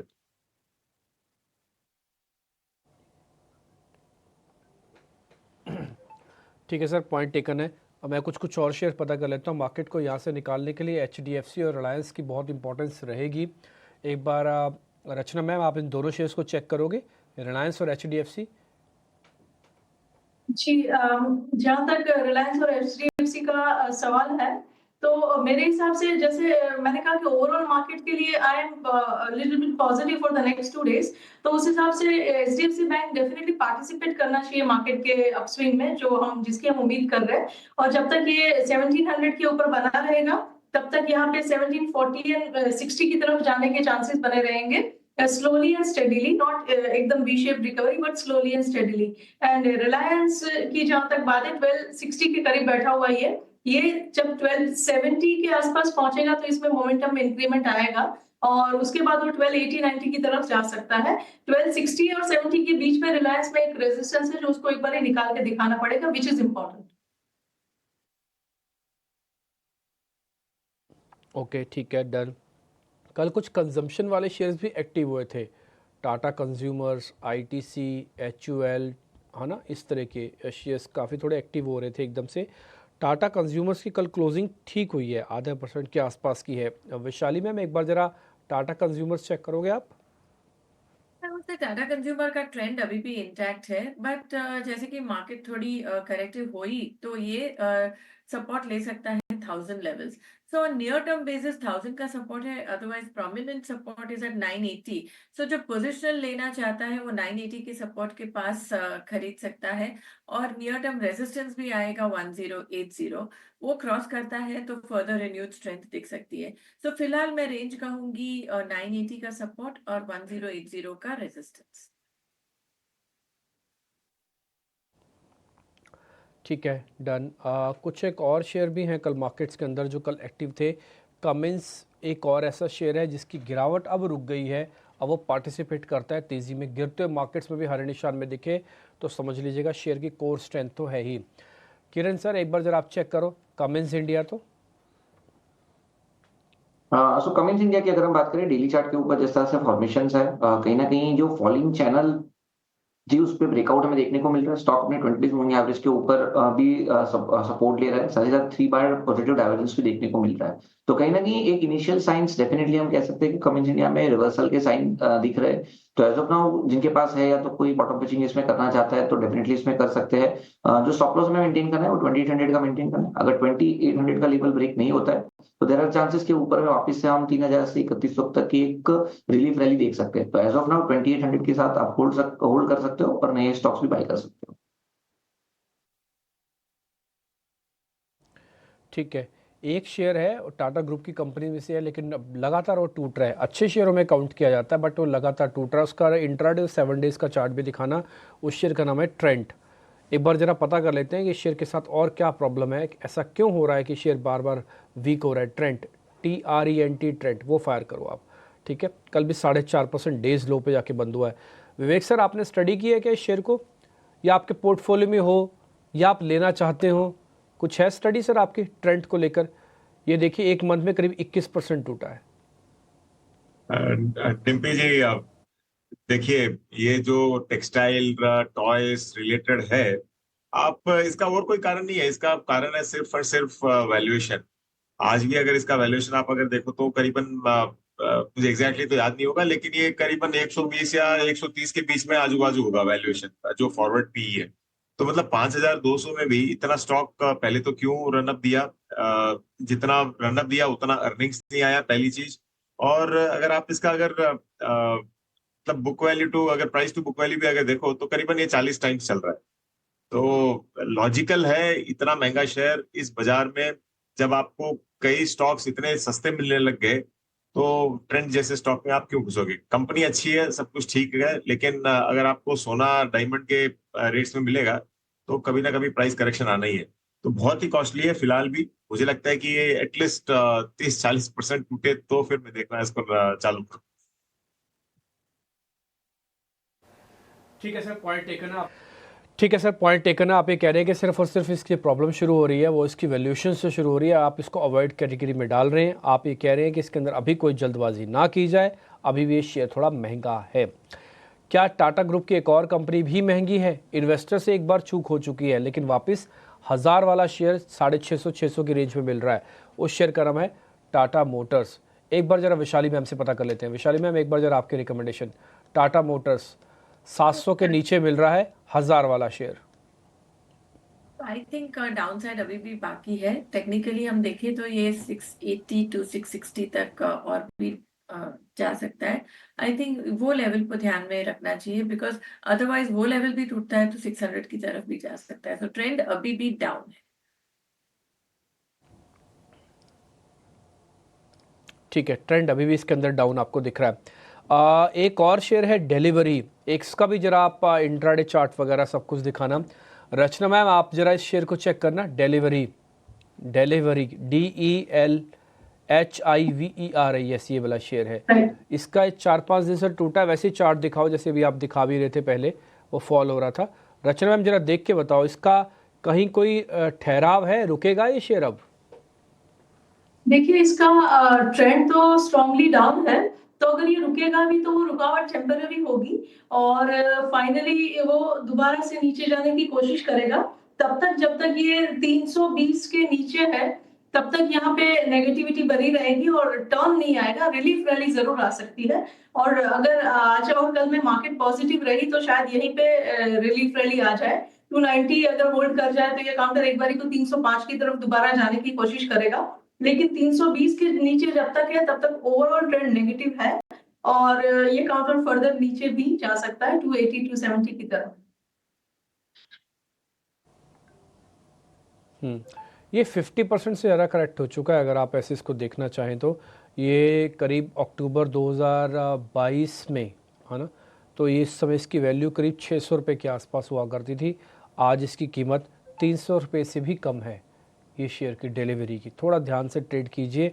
अच्छे शेयर्स को पकड़ने का मतलब अच्छी वैल्यूएशन भी और अच्छे से स्टॉप लॉस भी लगाना है। ऐसा ना हो कि सिर्फ आप लेके बैठ ही जाएं। दूसरा एक और शेयर भी मेरी लिस्ट में है, मैं ज़रा उसको चेक करवाना चाहता हूँ, इंडसइंड बैंक। विशाली मैम ये भी आपको ही चेक करना होगा क्योंकि आपने कोटक के बारे में बताया, सब लोग कोटक के बारे में पॉजिटिव बोल रहे हैं, लेकिन इंडसइंड बैंक भी बढ़िया से सपोर्ट लेके एक पुल बैक का शेयर है और ये भी अच्छी वैल्यूएशन पे मिल रहा है। जब वैल्यूएशन हंटिंग होती है तो इस शेयर का नाम भी आता है। जरा आपकी रिकमेंडेशन इंडसइंड बैंक को।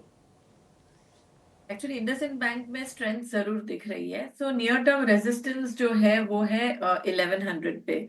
सो अगर जो खरीदना चाहता है थोड़े डिप में बाय करिए 1040 1060 के सपोर्ट के साथ, और एक बार 1100 ये क्रॉस करता है तो I think this will be ready for higher targets 1200 की तरफ। सो व्यू फिलहाल डेफिनेटली पॉजिटिव, 1040 की सपोर्ट के पास खरीदिए। टेक आता हुआ वैशाली जी की तरफ से इंडसइंड बैंक, बैंक्स फाइनेंशियल्स पर नजर है। करंट ट्रेंड को देखते हुए इस वक्त प्री ओपन में टिक्स जो है हल्की फुल्की मजबूती के साथ। मिक्स सेंटिमेंट्स भारतीय बाजार के लिए आज जरूर नजर आ रहे हैं। ट्रंप के टैरिफ वॉर की जो खबरें लगातार हैं, इसका एक इम्पैक्ट है जो कि बुलियन मार्केट में, प्रेशियस मेटल्स में जरूर देखने को मिल रहा है। सोने चांदी की चाल में लगातार हम देख रहे हैं मजबूती के साइंस। लेकिन इस बीच भारतीय बाजार के लिए गिफ्ट निफ्टी की तरफ से इस वक्त सेंटिमेंट जो है वो टुवर्ड्स पॉजिटिव साइड देखने को जरूर मिल रहा है। लेकिन लगातार अगर आप याद कीजिएगा कल के सेशन को, लगातार चौथा ट्रेडिंग सेशन था जबकि बाजार में कमजोरी के साइंस हावी हुए।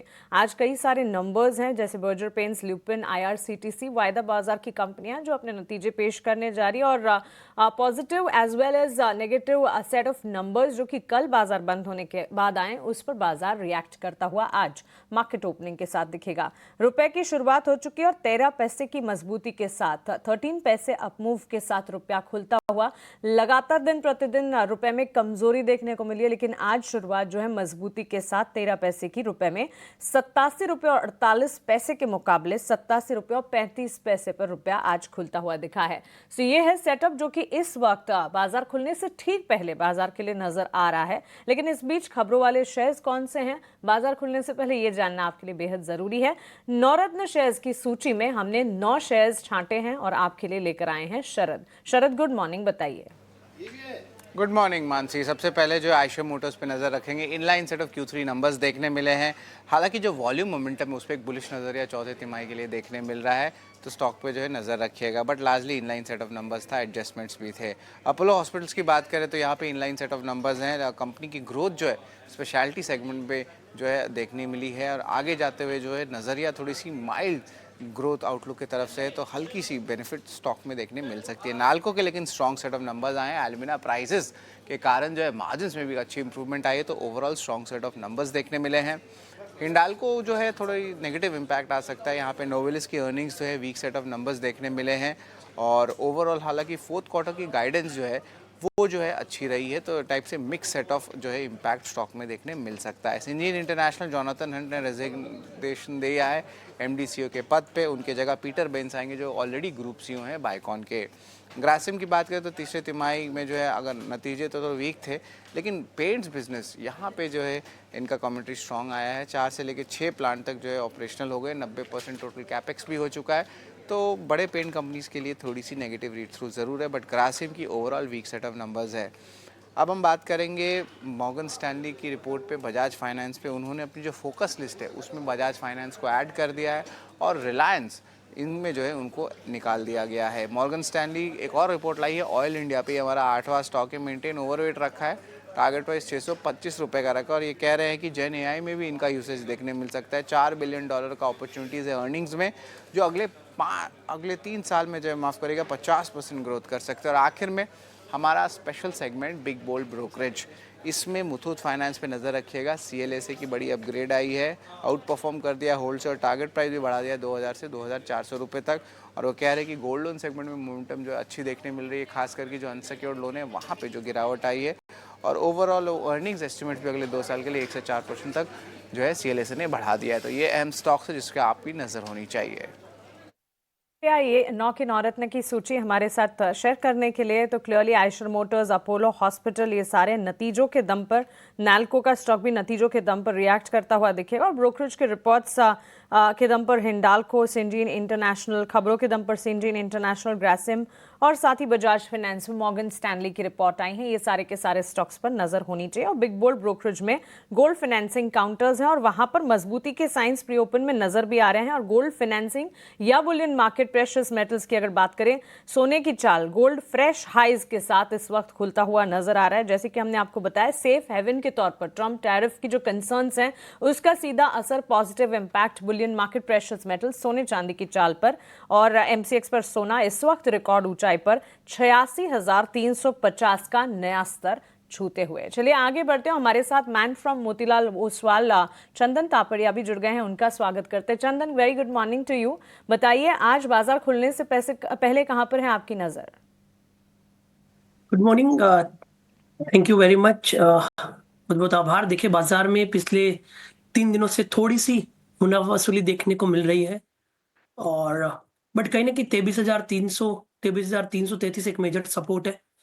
आज के दिन इंडेक्स को 23,450 के ऊपर होल्ड करना पड़ेगा, यानी कि प्रीवियस डे की पूरे प्राइस बिहेवियर के 50% रिकवरी के आसपास, तभी बुल्स का वापस यहाँ पे ग्रिप आएगा, क्योंकि 4 दिनों से index lower highs lower lows बना रहा है।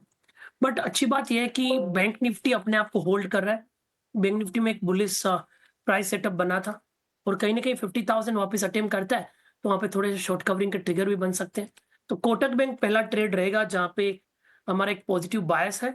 स्टॉक लो बीटा नेम है, इसके लिए ज्यादा वोलेटाइल भी नहीं रहेगा। और इनफैक्ट वीकली चार्ट पे हाई टॉप हाई बॉटम, और डेली चार्ट पे देखें तो 1930-1950 के जोन को डिसाइसिवली होल्ड कर रहा है। तो 1920 के सपोर्ट से कोटक बैंक पे खरीदारी की सलाह रहेगी। 2030 तक के अपसाइड के टारगेट रहेंगे।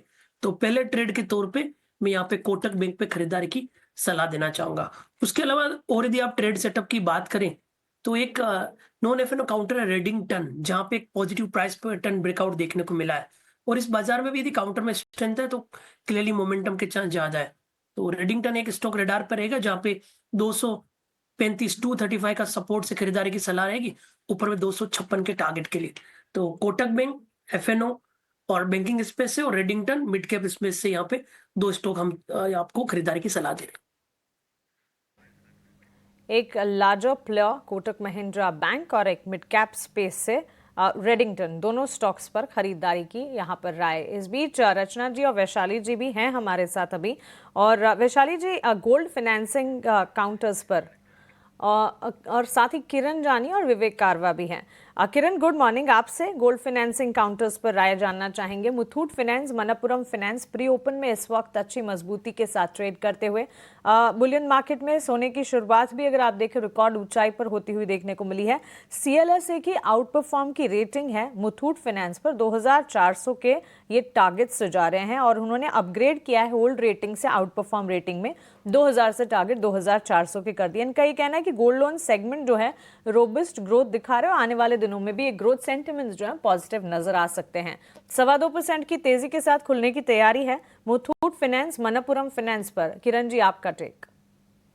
सो मुथूट और मनप्पुरम दोनों का अगर हम चार्ट फॉर्मेशंस देखेंगे, सो मुथूट फाइनेंस है वो कंटिन्यू बुलिश पैटर्न के अंदर ट्रेड कर रहा है एक राइजिंग चैनल के साथ, और रिसेंट का जो कंसोलिडेशन है उसको अगर हम कंसीडर करें तो एक असेंडिंग ट्रायंगल पैटर्न भी बन रहा है। तो जब तक ये स्टॉक 2200 के ऊपर है, डेफिनेटली बाय ऑन डिप्स या तो करंट मार्केट प्राइस से लॉन्ग करना चाहिए। एक स्ट्रिक्ट स्टॉप लॉस हमें 2200 का मेंटेन करना है। अगर 2200 का लेवल ब्रेक नहीं होता है तो ऊपर में 2350-2400 तक की टारगेट आप मुथूट फाइनेंस में देख सकते हो। मनप्पुरम की अगर हम बात करें तो 230 से एक शार्प करेक्शन हमने 141 तक देखा।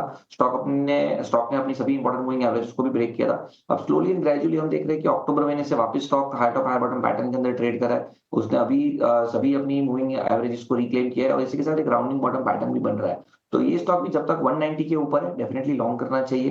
करंट मार्केट प्राइस से लॉन्ग कर सकते हो, कोई भी डिप में लॉन्ग कर सकते हो। एक पोजिशनल स्टॉप लॉस 190 का मेंटेन करना है और वापस ये स्टॉक ऊपर में 230 235 तक जा सकता है। तो दोनों स्टॉक में बाई कर सकते हो, लेकिन मुथूट फाइनेंस लुक प्रेफरेबल है। Reasonably better. 10 साल के बॉन्ड यील्ड में गिरावट इस वक्त देखने को मिली है और अगर आप देखेंगे बॉन्ड यील्ड जो है इस वक्त 6.69% पर गिरावट के साथ नजर आ रही है।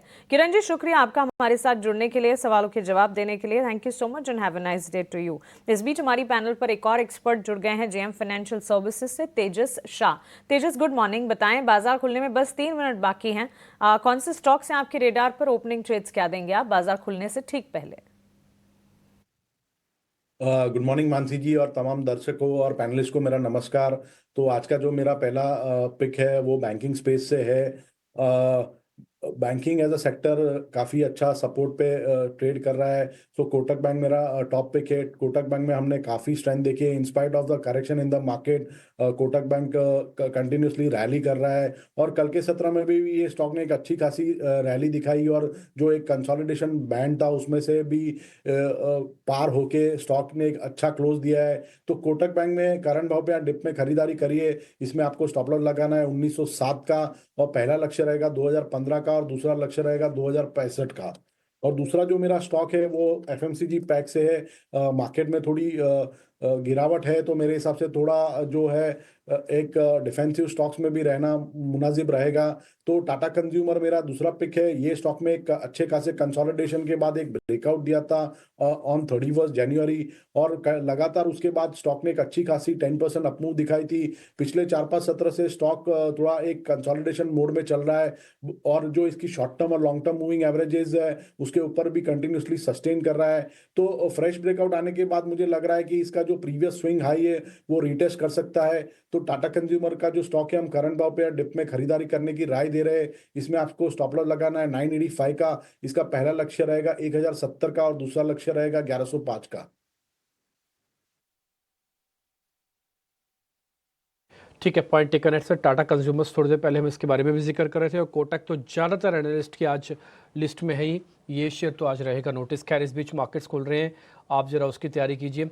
आज रिलायंस 10 रुपये गैप के साथ खुल रहा है। आज निफ्टी 1 पॉइंट गैप के साथ खुल रहा है बट रिलायंस 10 रुपये गैप के साथ खुल रहा है, इसलिए मेरी नज़र ज़रा रिलायंस पे है एज़ कम्पेयर टू निफ्टी। मेरे को लगता है इंडेक्स तो भी चर्न करेंगे, समय लेंगे, टाइम लगेगा इनको, बट रिलायंस जैसा शेयर अगर 10 रुपये पर खुल रहा है दैट्स अ गुड न्यूज़।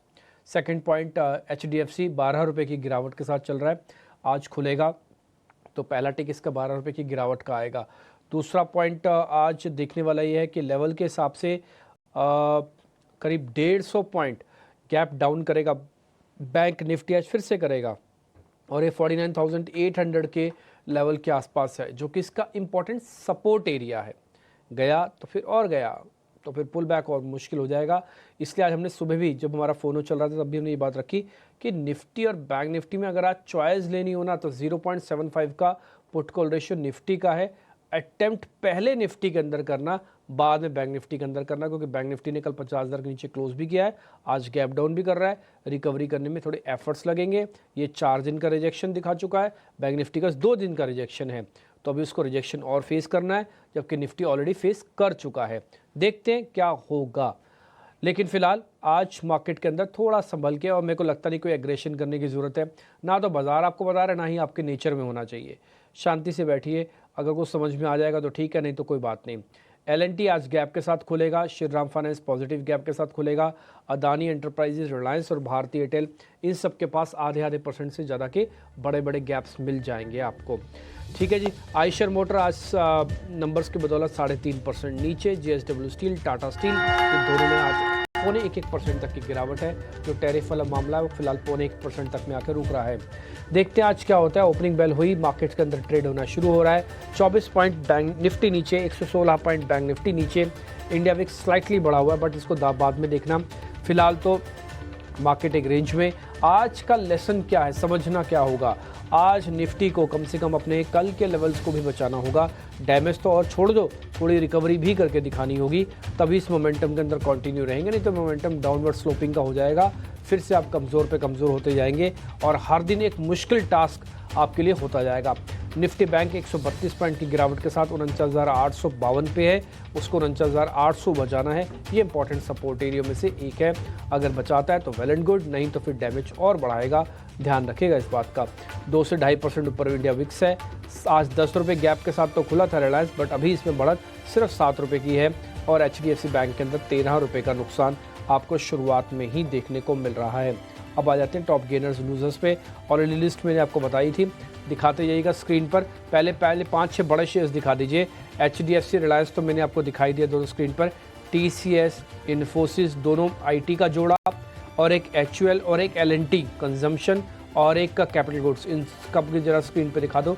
ज़्यादातर शेयर्स आपको लाल निशान में दिख रहे होंगे। मार्केट का कन्विक्शन थोड़ा वीक है। कल हमने क्लोज अच्छा नहीं किया था, आज ओपनिंग और भी अच्छी नहीं कर रहे हैं, तो ये अच्छा पॉइंट नहीं है मार्केट को। एक तो पहले ही बेचारा जूझ रहा था, अपना ब्रेकआउट नहीं कर पा रहा, उसका बार बार फेलियर हुआ, रिजेक्शन हुआ, ऊपर से ग्लोबल मार्केट्स भी उसके हक में नहीं आ रहे हैं, तो बड़ी मुश्किल से हिम्मत बंधी थी, वो हिम्मत धीरे धीरे करके जवाब दे रही है। इसका दुख ज़्यादा है, इसलिए आप ज़्यादातर लोगों के चेहरे पे निराशा और बुझा हुआ चेहरा इस समय स्क्रीन पर देख पा रहे हैं। वजह, आप जिस चीज़ को चाहते हो आपको मिल ही नहीं रही, आप तरस रहे हो, ऐसा सोचो। आप तरस एक दिन की तेज़ी देखते हो। अभी तक लोगों को याद है 800 करोड़ रुपए की बाइंग होगी थी भी FIs की, अभी तक याद है। ये याद नहीं है कि वो 45 दिनों से बेच रहे हैं नॉन स्टॉप माल। एक रकम याद नहीं होगी उसकी, लेकिन एक रकम याद है, हाँ जी 800 करोड़ रुपए की अभी कुछ दिन पहले बाइंग हुई थी। तो आप सोचो आपका तरसने का लेवल कितना ज़्यादा है, सोच के देखो आप, जस्ट इमेजिन। खैर आगे बढ़ जाते हैं। अब जरा मैं दिखाता हूँ आपको कुछ और शेयर्स जो आज मार्केट के अंदर ओपनिंग में अपनी स्ट्रेंथ दिखा रहे हैं या फिर उनमें थोड़े पावर है। नाइका 2-2.5% ऊपर, Mazagon Dock, Mankind Pharma, Adani Enterprises, Adani Greens, ये कुछ एक शेयर्स हैं जहाँ पे आज आधे से 1-1, 1.5, 2-2% तक की भी गिरावट है। आज कोटक महिंद्रा बैंक ने फिर से हरे निशान में ओपनिंग करके साल का नया हाई टेस्ट किया, जो ज़्यादातर एक्सपर्ट्स की लिस्ट में था, वो भी आपकी स्क्रीन पर वापस हम फायर कर देंगे। एडवांस डिक्लाइन की रेशो खराब है, कल करीब 400 शेयर ही एडवांस में रह गए थे जाते जाते और 2000 शेयर डिक्लाइंस में चले गए थे। लेकिन अगर आज आप चेक करें तो 1500 वर्सेस 600 शेयर्स का एक आंकड़ा आपकी स्क्रीन पर चल रहा होगा। लेकिन फिर भी मैं बोलूँगा 23,300 और 48,800 ये दोनों लेवल आज प्रोटेक्टेड हो जाते हैं, तब भी मैं बोलूँगा कि डैमेज कोई बहुत ज़्यादा नहीं हुआ और मार्केट अपने डैमेज को रिकवर भी कर सकता है। बट इन दोनों लेवल्स को आज पकाना होगा और रोकना होगा, ये बस मेरा एक पॉइंट है जिसमें मैं आपके सामने पॉइंट्स रखना चाहता हूँ।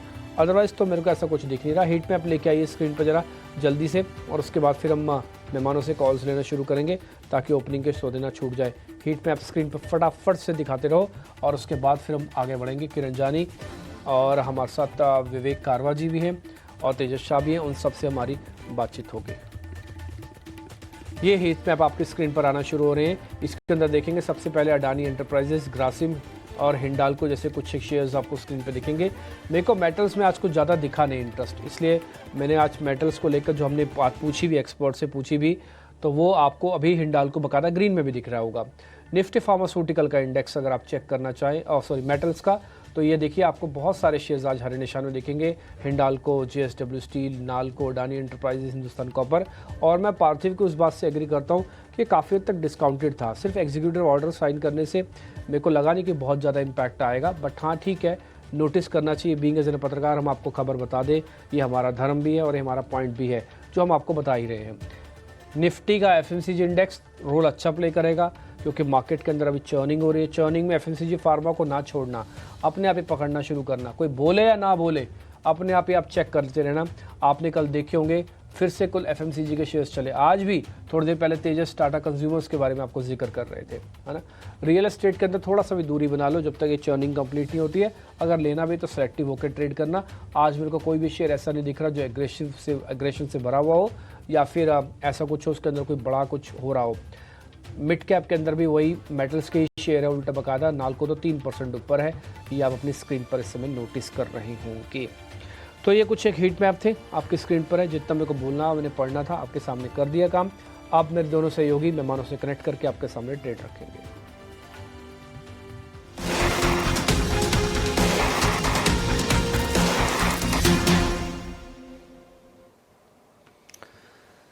तो जैसे कि आसार थे, बाजार की शुरुआत कमजोर हुई है। निफ्टी बैंक में गिरावट थोड़ी सी ज्यादा है, 190 अंकों के आसपास की। एडवांस डिक्लाइन रेशियो आज भी हमें दिख रहा है वीकर साइड पर ही, 1650 शेयर कमजोर है, करीब 500 शेयर आज मजबूती के साथ कारोबार कर रहे हैं। आज के अगर हम बड़े एक्सीडेंट की बात करें तो आयशर के नतीजे वैसे देखिए अनुमान के मुताबिक ही आए थे, लेकिन शेयर में हम करीब करीब 6% के आसपास की तगड़ी गिरावट देख रहे हैं।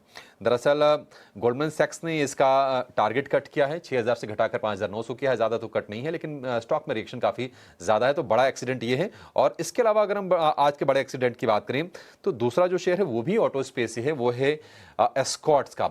इनके रियल एस्टेट को लेकर कुछ खबर आई थी और उसके बाद हम देख रहे हैं कि 5% के आसपास की गिरावट इस शेयर में देखने को मिल रही है। मेटल्स आज रिकवरी के दौर में आज दिख रहे हैं, लेकिन मिड कैप और स्मॉल कैप में आज फिर से तगड़ी गिरावट है। 1% नीचे आपको मिड कैप का इंडेक्स दिखेगा, करीब 600 अंक नीचे कारोबार कर रहा है। कल हमने 1000 पॉइंट के आसपास की गिरावट देखी और 52,000 के नीचे अब ये चला गया है इंडेक्स। तो ये कुछ संकेत, बाजार पर प्रेशर थोड़ा सा बढ़ता हुआ। निफ्टी करीब 50 अंक नीचे और निफ्टी बैंक की जो गिरावट है करीब 225 अंकों के आसपास की हो गई है। हमारे एक्सपर्ट तैयार हैं आज आपको गाइड करने के लिए और ओपनिंग के सौदे बताने के लिए। तेजस शाह हमारे साथ हैं और इसके अलावा चंदन तापड़िया भी हमारे साथ आपको मदद करेंगे आपकी रणनीति बनाने में। शुरुआत चंदन जी आपसे करना चाहेंगे, बताइए क्या स्पॉट किया है आपने ओपनिंग ट्रेड के लिए? देखिए, बाजार में आज रिकवरी होना चाहिए था, तब जाके स्टेबिलिटी बनती, बट आज 23,333 के लेवल को यदि नहीं होल्ड करता है तो फिर कंसर्न रहेंगे। आज के लिए काफी इंपॉर्टेंट है 23,333 के जोन को होल्ड करके यानी कि 23,400 444 के जोन को सरपास करे, तभी बुल्स अपने आप को होल्ड करते हुए नजर आएंगे। तो काफी सिलेक्टिव रहना पड़ेगा इस कंडीशन में कि फॉलो थ्रू नहीं आ रहा है और लगातार 4 दिन हो गए जहाँ पे आपका लो राइज लोअर लोस बन रहा है।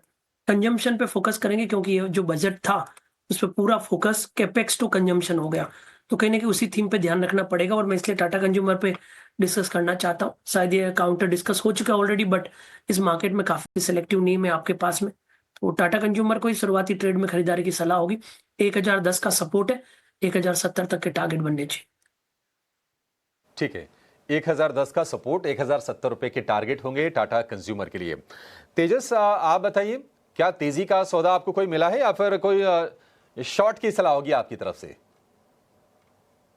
देखिए अभिषेक जी, बाजार जो है एक सपोर्ट के करीबन ट्रेड कर रहा है, तो मेरे हिसाब से थोड़ा रिस्क रिवॉर्ड फेवरेबल है। थोड़ा नेगेटिव पेसिमिज्म सेंटिमेंट है, बट क्योंकि जब तक सपोर्ट ब्रीच नहीं होता है मुझे कोई बड़ा पैनिक नहीं लग रहा है। जब तक सपोर्ट होल्ड कर रहा है थोड़ा ऑप्टिमिस्टिक रहना जरूरी है। तो मेरा जो पिक है वो है ऑटो सेक्टर से मारुति लिमिटेड। ये स्टॉक ने रिसेंटली एक ब्रेकआउट दिया था। ब्रेकआउट देने के बाद पिछले 5-6 सत्र से स्टॉक एक साइडवेज कंसोलिडेशन में ट्रेड कर रहा है, होल इन फैक्ट का पैटर्न बना रहा है। तो मेरे हिसाब से मारुति में आज थोड़ी अच्छी खासी स्ट्रेंथ भी दिखाई है निचले स्तरों से, और in spite of the market being negative stock थोड़ा पॉजिटिव है और स्ट्रेंथ दिखा रहा है और 10 दिन की मूविंग एवरेज के ऊपर ट्रेड कर रहा है। तो थोड़ा एक पोजिशनल व्यू लेके मारुति में करंट भाव पे डिप में खरीदारी कर सकते हैं। इसमें आपको स्टॉप लॉस लगाना है 12,600 का और इसका लक्ष्य रहेगा 13,450 से लेके 13,500 के करीबन।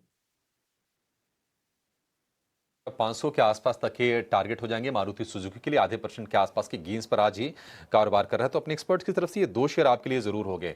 आज देखिए बाजार मतलब थोड़ी कशमकश वाली स्थिति आपके लिए भी होगी, क्योंकि जो बड़े लीडर्स हैं HDFC बैंक में आपको थोड़ी सी गिरावट दिखेगी और आज लगातार तीसरा सत्र है जब HDFC बैंक का शेयर गिर रहा है और 1700 रुपए के नीचे आज इंट्राडे में फिसला है और उसी के आसपास कारोबार भी कर रहा है। रिलायंस में हल्की सी तेजी है और फिर से टिल्ट साफ दिख रहा है बाजार में डिफेंसिव्स की तरफ। आप देखिए आईटी में HCL टेक हो गया, इन्फोसिस, ये कुछ शेयर आपको ऊपर दिखेंगे। और कंजम्पशन की बात करें तो ITC हो गया, इसके अलावा टाटा कंज्यूमर हो गया, यहाँ पर आधे % के आसपास के गेंस पर ये शेयर कारोबार कर रहे हैं। ग्रासी में 2% के आसपास की तेजी आई है, इसके नंबर्स आए थे और उसके बाद हम इसमें मोमेंटम बिल्ड होते हुए देख रहे हैं। लेकिन दूसरी ओर अगर आप देखेंगे तो पावर, एनर्जी, डिफेंस, ये शेयर आपको कमजोर आज दिखेंगे निश्चित तौर पर, क्योंकि आप देखिए कोल इंडिया हो गया, BEL हो गया, पावर ग्रिड हो गया, यहाँ पर गिरावट के साथ कारोबार हो रहा है। लेकिन मिड कैप और स्मॉल कैप में ज्यादा बड़ी दिक्कत है, क्योंकि 1% नीचे मिड कैप का इंडेक्स है और स्मॉल कैप इंडेक्स की बात करें तो वहां पर 1.5% के आसपास से गिरावट है। और इसके चलते हम देख रहे हैं कि एडवांस डिक्लाइन रेशियो जहां पर शुरुआत हुई थी बाजार की, वो थोड़ा सा और डिटेरियोरेट होता हुआ दिख रहा है। करीब 450 शेयर इस वक्त गिरावट वाले हैं और तेजी वाले हैं, और गिरावट वाले शेयरों की संख्या है करीब 1900 के आसपास है। चंदन जी, एक आपसे ना मैं सवाल पूछना चाहता हूं कि ये बाजार की जो चाल है कितनी झुझलाहट पैदा कर रही है मन में आपके? क्योंकि देखिए उसी तरह की स्थिति है कि हम लूडो खेलने बैठे हैं, हम इंतजार कर रहे हैं कि ये 6 आ जाए, लेकिन वो 6 आ नहीं रहा है। बाजार जो है वैसे आपको डील करना पड़ेगा, और लूडो की तरह भी यहाँ पे आपने अपना स्ट्रेटेजी और रिस्क मैनेजमेंट ध्यान रखना पड़ेगा, क्योंकि जब आएगा तभी आएगा। तो मेरा तो ये कहना है कि आप इसको एक स्पोर्ट्स और एक गेम की तरफ प्ले करें।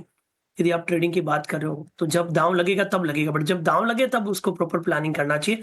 तब तक वेट एंड वॉच करने के अलावा आपके पास कोई उपाय भी नहीं है। का इनफैक्ट चंदन, आपने वेट एंड वॉच के अलावा और कोई रास्ता फिलहाल तो नहीं, लेकिन सही समय आने का इंतजार जरूर करना होगा। और टेक्सटाइल मार्केट का खराब ही होता जा रहा है हर दिन। अगर आप देखें इसी तरह की कमजोरी के साइंस, और कोई भी खबर या कोई भी अपडेट इस वक्त मार्केट को संभाल नहीं पा रहे हैं। इनफैक्ट गिरावट इतनी ज़्यादा गहरा चुकी है कि अब बूस्ट कहीं से नहीं मिल रहा है। अगर क्रेडिट पॉलिसी की बात करें, एज एक्सपेक्टेड अनएक्सपेक्टेड लाइंस उसका ऐलान होता हुआ दिखा।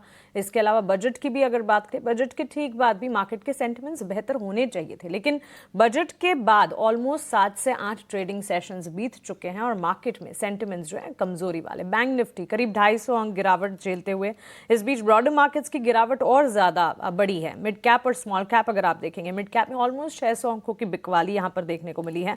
ओवरऑल वीक ओपनिंग है। कल के सेशन या प्रीवियस रेंज को इंटैक्ट रखा जरूर है मार्केट ने, लेकिन 5वां लगातार ट्रेडिंग सेशन है, जबकि आप देख रहे हैं गिरावट जो है ये हावी होती हुई। एफएमसीजी कंजम्पशन एकमात्र प्लेयर जो कि इस वक्त बाजार को संभाल रहा है, लेकिन एक सेक्टर के थोड़ा बहुत चलने से मार्केट के सेंटिमेंट तो ठीक नहीं ही होने वाले हैं। ऑटो सेक्टर में गिरावट इस वक्त मिड कैप स्मॉल कैप 2 हफ्तों के निचले स्तर पर है। रियल एस्टेट और एनर्जी सेक्टर की अगर बात करें, ये भी 2 वीक लोज टेस्ट कर रहे हैं। वहीं पीएसयू बैंक, फार्मा और निफ्टी ऑटो इंडेक्स भी 1 हफ्ते के निचले स्तर पर। चंदन अभी लेवल्स बता रहे थे 23,333 के लेवल को होल्ड एक बार करें मार्केट, फॉलो थ्रू एक बार दिखाए मार्केट, तब तो यहां पर कुछ जान नजर आए या सेंटिमेंट पॉजिटिव होते हुए या आगे बढ़ते हुए बाजार के लिए ऑन पॉजिटिव साइड दिखे। केपिक्स टू कंजम्पशन की थीम है चंदन, जिस पर आपने बात कही, एंड वही एक थीम है जो कि इस वक्त प्ले आउट करती हुई नजर आ रही है। और इसके अलावा चुनिंदा नतीजे और नतीजों का एक इम्पैक्ट है जो कि स्टॉक प्राइसेस में रिफ्लेक्ट होता हुआ। नाइका, नैल्को और बाटा 3 स्टॉक्स अगर आप देखेंगे, नतीजों के साथ साथ इन स्टॉक्स में आज मोमेंटम जरूर देखने को मिला है। नैल्को में करीब आधे से 1% की तेजी के साथ इस वक्त 192 के स्तर पर कामकाज दिख रहा है। नाइका के स्टॉक को भी एक बार देखना चाहिए, वहां पर भी शुरुआत तेजी के साथ होती हुई देखने को मिली थी। उसके ठीक बाद इस वक्त अगर आप देखें, शुरुआती गेन्स संभलने की कोशिश करते हुए एक डेंट भी पड़ा, उसके बाद ठीक वापस वहां से मजबूती के साइंस देखने को मिल रहे हैं। और साथ ही बाटा इंडिया के चार्ट्स पर भी एक नजर होनी चाहिए। इन 3 स्टॉक्स में से चंदन कोई स्टॉक जो कि आपके रेडार पर है? देखिए, आपने यहाँ पे बाटा की बात की और आपने बिल्कुल सही कहा। कहीं ना कहीं पूरा जो बजट के बाद जो थीम है वो कैपेक्स से कंजम्पशन की तरफ चला गया। इंडेक्स है वो की लेवल को होल्ड नहीं कर रहा है, हल्का सा फॉलोअप चाहिए, जबकि पिछले 4 दिन हो गए लगातार लोअर राइज लोअर लोज बन रहा है। तो पहले तो जो लोअर राइज लोअर लोज का जो पैटर्न है वो निगेट होगा, तब जाके स्टेबिलिटी होगी। बाटा की बात करें तो बाटा कंपैरेटिवली ठीक लग रहा है, क्योंकि इस बजट में काफी चर्चा हुई थी लेदर और इन सब की, और कंजम्पशन है तो बाटा में मोमेंटम बनना चाहिए।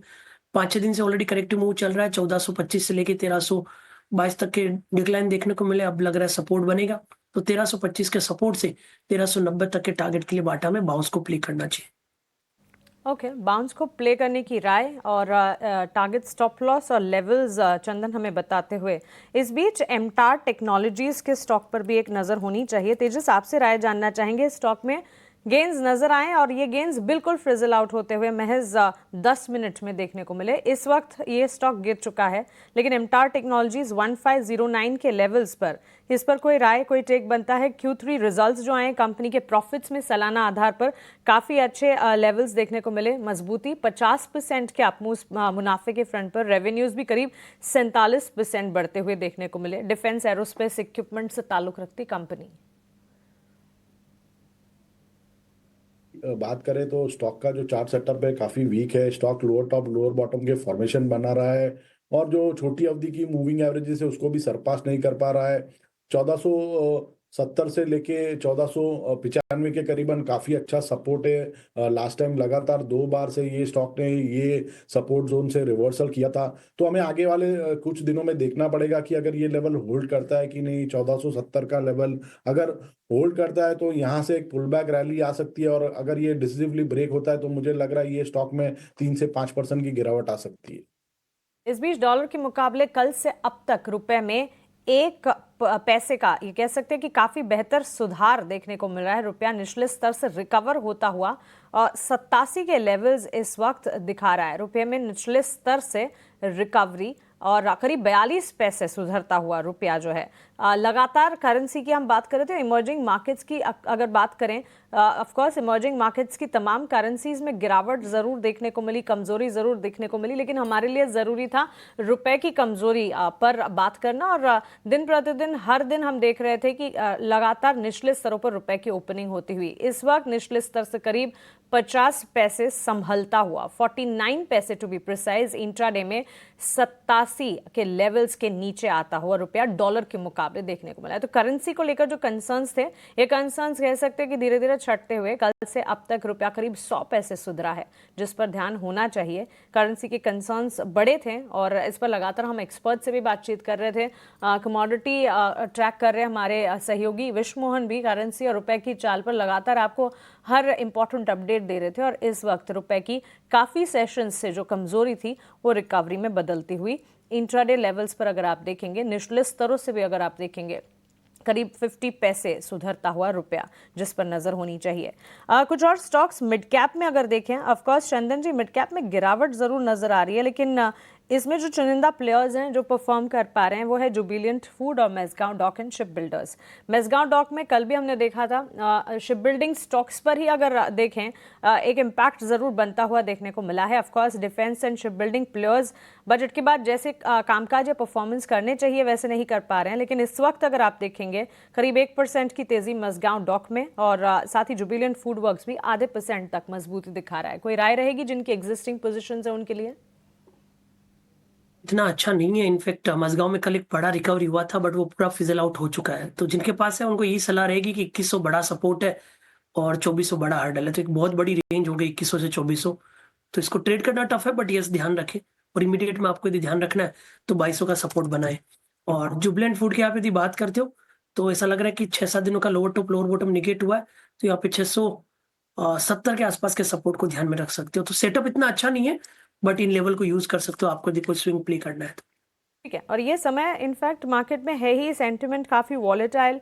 सो कुछ समय ऐसे भी होते हैं जो बाजार में कोई पोजीशंस ना लेकर सिर्फ और सिर्फ स्टॉक्स को लिस्ट डाउन करना है। आपकी सूची, आपकी लिस्ट ज़रूर बनाएं और सही समय आने पर एंट्री पॉइंट्स ढूंढने की राय, और लगातार हमारे एक्सपर्ट्स जो आपको बता रहे हैं और सुझा रहे हैं उस पर नज़र रखें, क्योंकि जहां वॉलेटिलिटी उतार चढ़ाव है उसमें एक्सपर्ट्स की रीडिंग जो है वो काफ़ी काम कर जाती है।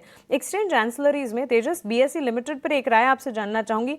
पिछले 1 महीने के ट्रेंड अगर देखें, उतार चढ़ाव ज़रूर देखने को मिले, लेकिन इसी 1 महीने में ये स्टॉक ने 5994 के लेवल्स भी देखे हैं, और आज की अगर तस्वीर देखें तो ये स्टॉक 5500 के लेवल्स पर दिन के निचले स्तरों पर ट्रेड करता हुआ। वैसे वन ऑफ द स्टॉक या वन ऑफ द स्क्रिप्ट्स जो एक्सचेंज एंसिलरी कैटेगरी में खरीदारी का प्लेयर बनता है, लेकिन इस वक्त इन सेंटिमेंट्स को देखते हुए कि एग्जिस्टिंग पोजीशंस जिनके पास है वो एक बार निकलने की चेष्टा करें।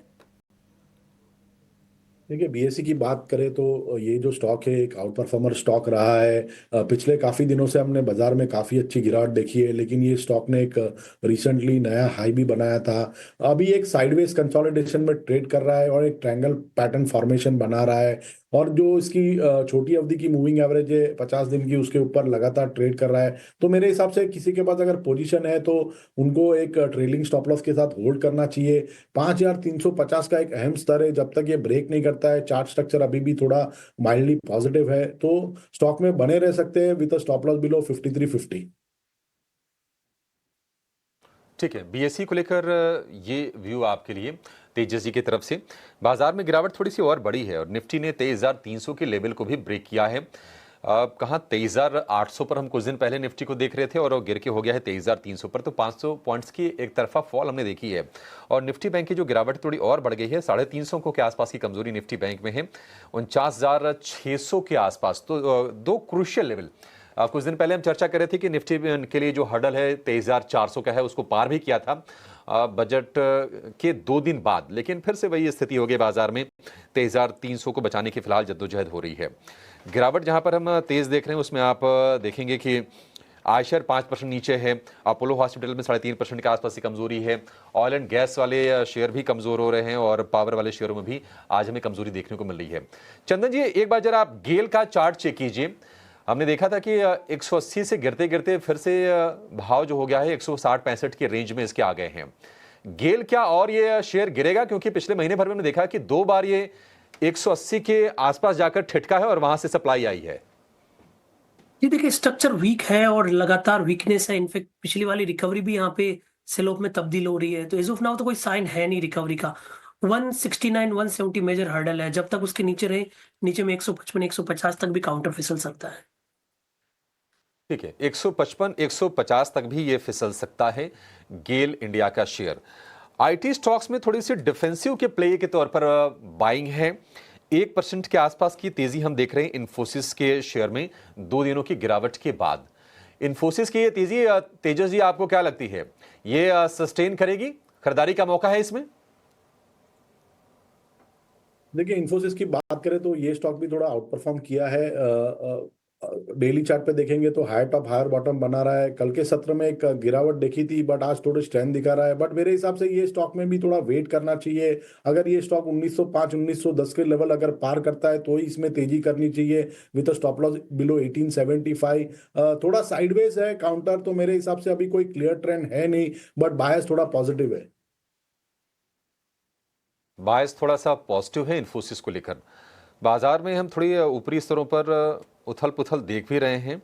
आप देखिए, निफ्टी इस वक्त 43 अंक ही नीचे रह गया, अभी 80 अंकों के आसपास की गिरावट दिख रही थी। आज अगर आप देखेंगे तो अडानी वाले शेयर थोड़े से चमक रहे हैं। अडानी एंटरप्राइजेज हो गया, अडानी ग्रीन हो गया, अडानी पावर हो गया, वहां पर मोमेंटम बिल्ड होते हुए दिख रहा है। इनफैक्ट अडानी एंटरप्राइजेज का शेयर करीब 4% ऊपर कारोबार कर रहा है। चंदन जी, आपकी कहीं नजर गई है अडानी ग्रुप में? थोड़े से वोलेटाइल ये स्टॉक्स होते हैं। बिल्कुल, ये सारे काउंटर्स थोड़े वोलेटाइल है, बट अच्छी बात यह है कि नीचे के लेवल से सपोर्ट बेस बाइंग आ रही है। ओवरऑल मैं देखूं तो कंसोलिडेशन ब्रेकआउट हुआ है और कहीं हल्का सा बाइंग का रुझान यहाँ पे बन रहा है। मेरे हिसाब से 2330 इमीडिएट सपोर्ट का काम करना चाहिए। एक बार के लिए 2450 2480 तक के टारगेट यहाँ पे बनने चाहिए।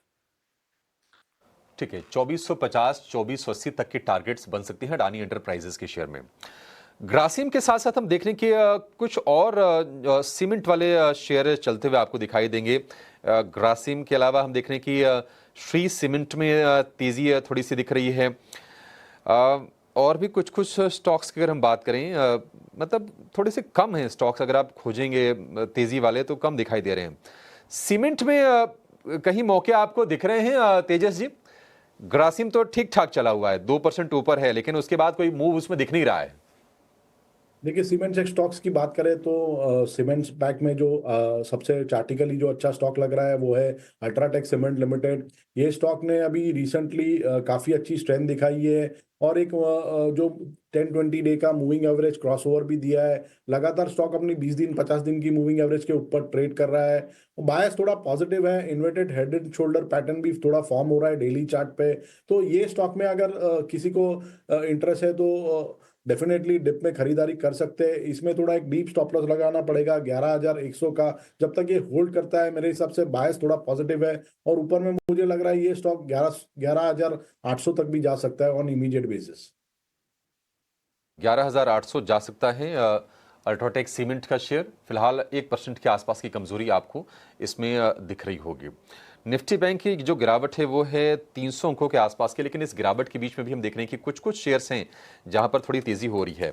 इंडसइंड बैंक में थोड़ी सी बाइंग हो रही है, आधे % के आसपास की तेजी है और हमने देखा है कि 900-950 रुपए के आसपास तक ये शेयर आया था और वहां से लगातार इसमें बाइंग हुई है। इंडसइंड बैंक, चंदन जी, करीब 1150 रुपए का भाव है और तेजी आप इसमें देख रहे हैं क्या? देखिए, इंडसइंड बैंक कंपैरेटिवली होल्ड कर रहा है पिछले 3-4 दिनों में और इस मार्केट में जो काउंटर इतने बीटन डाउन थे वहां पे फॉलो अप सेलिंग नहीं आ रहा है क्योंकि नए दूसरे काउंटर पे मोमेंटम बिल्ट हो रहा है। तो इंडसइंड बैंक इस वजह से ज्यादा वीक नहीं नजर आ रहा है। 1050 का सपोर्ट है और ऐसा लग रहा है ये काउंटर 1100 1120 तक का स्विंग भी दिखा दे अपसाइड में। 1120 तक जा सकता है इंडसइंड बैंक का शेयर। आज मेटल वाले शेयरों में थोड़ी स्ट्रेंथ दिख रही है, और स्ट्रेंथ क्या, कल की तेज पिटाई हुई थी, आज थोड़ी सी इंप्रूवमेंट के संकेत दिख रहे हैं। हिंडाल्को में आपको 1.5% के आसपास की तेजी दिखेगी। नाल्को का शेयर भी करीब 2% ऊपर है। तो मेटल में भी जो एल्यूमिनियम वाले स्टॉक्स हैं वहां पर तो तेजी है। एक बार जरा चेक करते हैं कि स्टील वाले शेयरों की क्या चाल है। तो टाटा स्टील हम देख रहे हैं कि हल्की सी गिरावट के साथ ही कारोबार कर रहा है। जेएसडब्ल्यू स्टील में भी कल हमने नरमी देखी थी, हालांकि बाकी स्टील कंपनी के मुकाबले ये थोड़ा सा बेहतर था।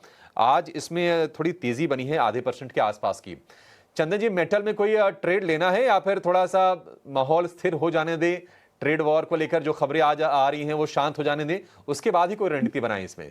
देखिए, मेरे हिसाब से बाद में रणनीति बनाना कंपैरेटिवली बेटर रहेगा। हालांकि मेटल में बाइंग है, तो यदि किसी को लेना है तो जेएसडब्ल्यू स्टील और हिंडाल्को पे ध्यान रख सकते हैं। हाँ, बट अग्रेसिव स्टेंस इस मार्केट में नहीं लीजिए जब तक कि लेवल होल्ड नहीं करते।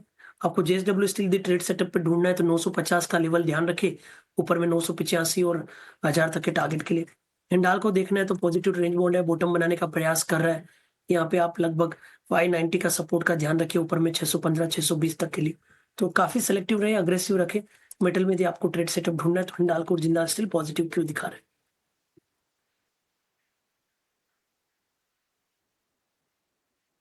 46 अंकों का नुकसान इस समय है निफ्टी पर। देखिए, मार्केट तो आपको इरिटेट करेगा ही, ठीक है ना, और ये इरिटेशन एक्सट्रीम लेवल पे हो रही है।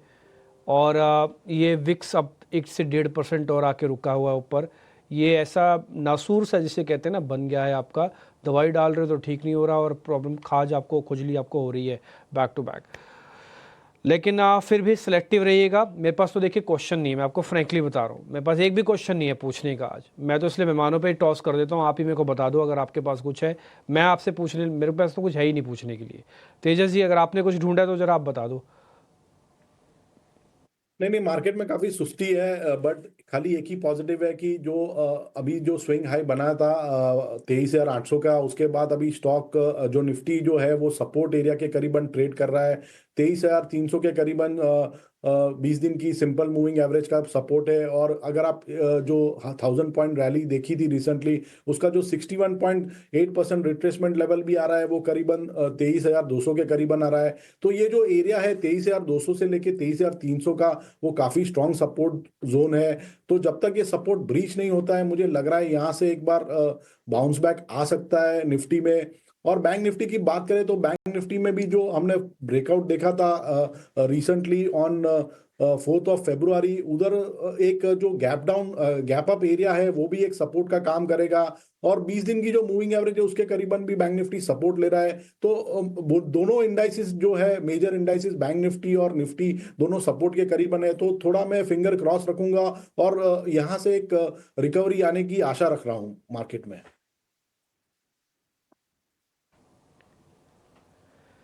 सर, हम भी रिकवरी की आशा रख रहे हैं, और ये मैं बड़ा इसका हिस्सेदार आज रिलायंस को समझ सकता हूँ। देखिए, रिलायंस जब से खुला है, मैंने सुबह भी आपको बताया था, मेरा निफ्टी पे कम नज़र है, रिलायंस पे ज़्यादा है। आज भी 4 रुपये ऊपर है। ये एक बड़ा ट्रिगर और कैटलिस्ट हो सकता है आज के दिन के लिए, जो ना केवल बाज़ार को बचाएगा बल्कि थोड़ा सा ऊपर भी ला सकता है। बट खुद रिलायंस को भी चलना होगा। ये अपने ओपनिंग के लेवल से भी अभी नीचे है, तो कम से कम ओपनिंग के हाई को तो ब्रेक करे जो उसने बनाया है, उसके बाद शायद थोड़ा मोमेंटम आ जाए। ऑप्शंस के ट्रेडर, अगर कोई भी ऑप्शंस ट्रेड कर रहे हैं तो 2 कॉल और पुट मैं आपके सामने स्क्रीन पर रखता हूं। दोनों की वैल्यू में भी कोई बहुत बड़ा फ़र्क नहीं है, और दोनों के प्राइसिंग में भी आज कोई बहुत बड़ा फ़र्क नहीं है। लेकिन दोनों में आपको सचेत रहना है, मौका देखने पर ही ट्रेड लेना। दोनों की कॉल फायर करना, कॉल और पुट 23,300 की, 23,300 at the money calls put है ये, यानी कि सामने जो स्क्रीन पर आपको दिख रहा है उसकी कॉल और पुट है। चंदन सर, आप जरा बता दीजिएगा कि डाइवर्जेंस क्या कहता है। ये 23,300 की कॉल 13 फेब वाली, ठीक है, ये 20% नीचे है। जरा दिखाओ 23,300 की पुट भी, जरा वो पुट भी दिखा दो आप, ठीक, कॉल और पुट ये दिखा दो आप। ये देखोगे आप, दोनों में एक 18% ऊपर है और एक 18 से 20% नीचे है। एग्जैक्टली दोनों की वैल्यू 200 के नीचे की है। कहीं ऐसा ना हो कि बाजार साइडवेज हो जाए, कॉल्स वालों के भी पैसे आ जाए और पुट्स वालों के भी पैसे राइटर्स के पास चले जाएं और आप देखते ही रह जाए। चंदन सर, इसमें से कुछ चुनना है, दोनों को ड्रॉप करना है, करना क्या है? से ड्रॉप ही करना चाहिए, क्योंकि बाजार में प्रीमियम में स्विंग है नहीं। आप देख रहे हो बाजार गिरा है, रिकवर भी हुआ है, तो पुट के प्रीमियम भी नहीं स्पाइक हो रहे और कॉल के वैसे नहीं हो रहे, क्योंकि 4 दिनों से लोअर टॉप लोअर बॉटम बन रहे हैं। तो ऐसे मार्केट में तो ऑप्शंस में अग्रेसिव स्टेज नहीं उठाना चाहिए। I think wait and watch करो, क्योंकि फ्यूचर के लेवल में भी आपको स्विंग नहीं मिल रहा है, तो ऑप्शन में तो थीटा डी के आपको हर्ट कर जाएगा। तो आई थिंक थोड़ा सा सावधान रखें। करना है तो स्ट्रेटेजी बनाओ। यदि किसी को लग रहा है कि यहाँ से तेजी होगी तो 23,400 का कॉल लेके 500 बेच दो, किसी को लग रहा है मंदी है तो 23,300 का पुट लेके 200 का बेच दो। ऐसा करके 100-150 पॉइंट के स्प्रेड बना के काम करें, क्योंकि ऑप्शंस बाई में तो नेकेड में आपको ट्रेड सेटअप और ग्रिप मिलेगा नहीं।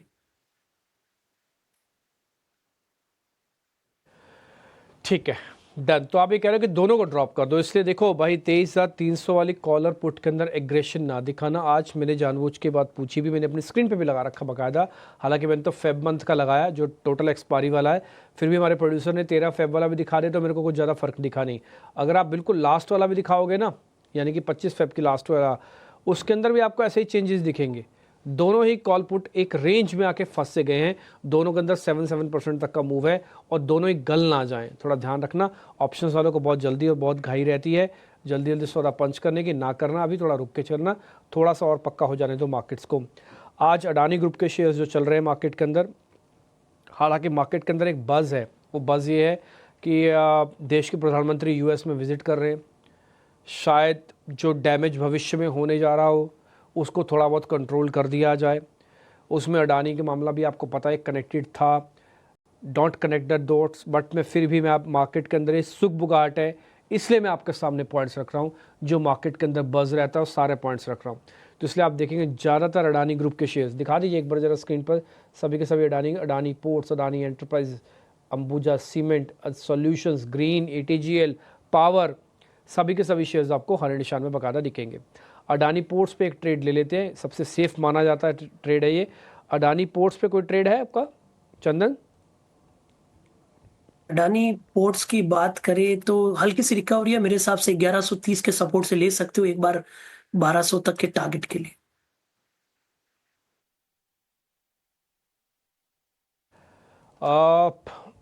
चंदन एक चीज़ और बताओ जरा, ये रिलायंस की आज प्रोबेबिलिटी कितनी है कि ये ब्रेकआउट कर देगा? 12.75 चांसेस हैं। अगर 12.75 आ रहा है तो फिर निफ्टी के बारे में कुछ दिमाग लगाए, नहीं तो फिर छोड़ देते हैं। रिलायंस अभी तक कुछ सिग्नल दे नहीं रहा है, इनफैक्ट इनसाइड बार बना रहा है। लास्ट ट्रेडिंग सेशन के प्राइस बिहेवियर में अभी तक स्टक है। 50 डे मार्क 2 दिन का हाई है, तो अभी तक तो कोई क्लू है नहीं रिलायंस में। 1245 या फिर 1270 ये दायरा पार करेगा तब कुछ अर्ली साइन मिलेगा मोमेंटम का।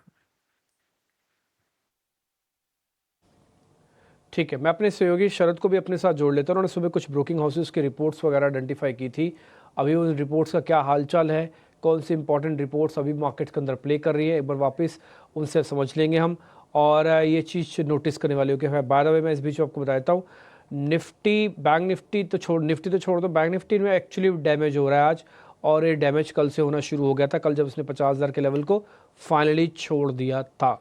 और आज सुबह भी हमने बात कही थी कि बैंक निफ्टी के अंदर कोई एक्सपेरिमेंट मत करना, अभी ये डेज लो टेस्ट कर रहा है, 400 पॉइंट की गिरावट है और 49,570 के आसपास चल रहा है। करी कराई मेहनत पे पानी फिर गया, और ये मैंने आपको उस समय बताया था जब बार बार रिजेक्शन हो रहा था मार्केट का, कि भाई अगर आप बार बार रिजेक्शन दोगे तो आपको बुरे दिन फिर से देखने पड़ जाएंगे। और मैं बताऊँ आज टिपिकली आज और कल का दिन ये ज़्यादा टफ डेज़ हैं बजाय और दिनों के मुकाबले। कल एक्चुअली में आपसे उम्मीद थी कि सोमवार का दिन है, थोड़ा मार्केट अपने आप को अच्छे से प्लेस कर देगा, बट नहीं किया, और आज उसका रिप्लिकेशन आप और देख पा रहे हैं, और तेज़ मार्केट में अंदर गिरावट बढ़ी है, जबकि ऐसा कोई भी ट्रिगर नेगेटिव तो मेरे को नहीं दिख रहा स्क्रीन पर। और जो था भी सुबह कुछ लोग मेटल बोल रहे थे, लेकिन उसमें भी ऐसा मेरे को तो कुछ नहीं कहीं दिखा, और ना ही मेरे को वो स्क्रीन पर भी दिख रहा अभी मेरे को। ठीक, बट फिर भी चेक करते रहिएगा, नोटिस करते रहिएगा, नो एग्रेशन नो डिप्रेशन वाला कंसेप्ट पे रखिए, और एकोमुलेशन आप थोड़ा करते रहिएगा। एक ऑप्शंस का ट्रेड ढूंढने की और कोशिश करते हैं। ध्वनि पटेल जुड़ चुके हैं, ध्वनि को जोड़ते हैं अपने साथ ऑप्शंस के चैंपियन में।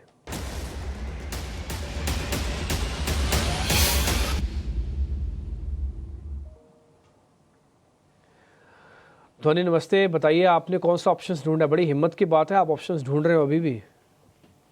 जी बिल्कुल डिम्पी जी, गुड मॉर्निंग। यहाँ पे डेफिनेटली यहाँ पे ट्रेड थोड़े से ढूंढना मुश्किल हो जा रहा है, और ऑप्शंस के अंदर जिस हिसाब से volatility on the negative side देखने को मिल रही है, तो उस हिसाब से थोड़ा सा और रिस्की हो जाता है।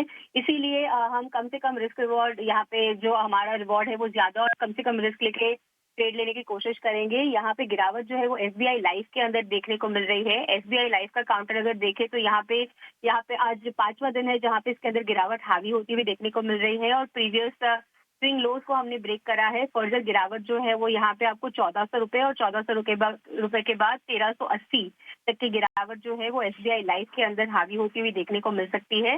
करंट लेवल से आप यहाँ पे 1420 का जो पुट ऑप्शन है उसको खरीद के चले। इसका आप 19 रुपए में खरीद सकते हैं। नीचे की तरफ स्टॉप लॉस जो है वो 16 रुपए का लगाना है और लक्ष्य आपको 30 रुपए का लगा के रखना है। तो अधिकतम मुनाफा आपका यहाँ पे होगा 4125 का और नुकसान 1125 तक का हो सकता है।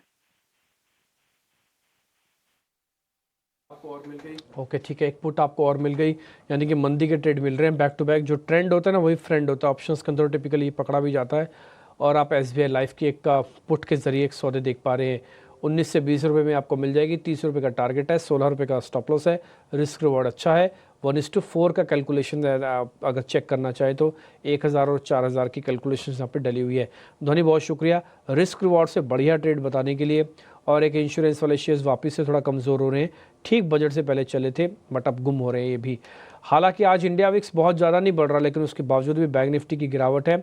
थोड़ा HDFC का प्रेशर है, 17 रुपये नीचे है और आज इसने 1700 के लेवल को भी ब्रेक कर दिया। जस्ट 1700 के नीचे आके ट्रेड कर रहा है। इसलिए विक्स से मतलब ओवरऑल मार्केट्स में कोई दिक्कत नहीं है, बट इंडिविजुअली शेयर की वेटेज उस पर्टिकुलर इंडेक्स को दिक्कत दे रही है, जो कि बैंक निफ्टी का बेस्ट एग्जाम्पल है आज बताने के लिए। जरा दिखाना 4 बैंक और एक इंडसइंड फायर करो, स्पीड से फायर करना जो मैं बोलता जा रहा हूँ। इंडसइंड फायर करो, कोटक फायर करो, एक्सिस बैंक फायर करो, ICICI फायर करो और एक फायर करो आप कोटक महिंद्रा बैंक। ज़्यादातर शेयर्स अपने हाइज बनाने के बाद अब डेज लो टेस्ट कर रहे हैं। जो सबसे स्ट्रांग प्लेयर था कोटक, वो आज डेज लो टेस्ट मार रहा है और एक्सिस बैंक भी आप देख रहे होंगे नीचे है। मेरे को निजी सरकारी बैंकों में तो जाना ही नहीं है बॉस, वहाँ तो अभी प्रॉब्लम्स हैं। फिलहाल निजी बैंक जो कि एक मेजर कंटेंडर्स हैं वहाँ पर भी हम डेज लो टेस्ट कर रहे हैं HDFC के साथ 3-4 बड़े बैंक। और खूब ध्यान रखो जी थोड़ा सा। और क्या, मैं आपको पुट्स तो नहीं दिलवा पाऊंगा क्योंकि मेरा नेचर में भी नहीं है, ना ही मेरे मार्केट के डाटा में है, बट कॉल्स खरीदने में या फिर मार्केट में कुछ बाइंग करते समय अपने हाथ के पकड़ के बैठो। मेरे को लगता नहीं कुछ है इसके अंदर। चंदन, कुछ आपने और आइडेंटिफाई किया? नहीं, देखिए मार्केट में लोअर टॉप लोअर बॉटम बनने लग गए वापस। हालांकि की लेवल पे आ गया क्योंकि लास्ट टाइम भी इंडेक्स ने 23,222 23,300 के जोन को बेस बना के रिकवरी दिखाई थी आफ्टर द बजट।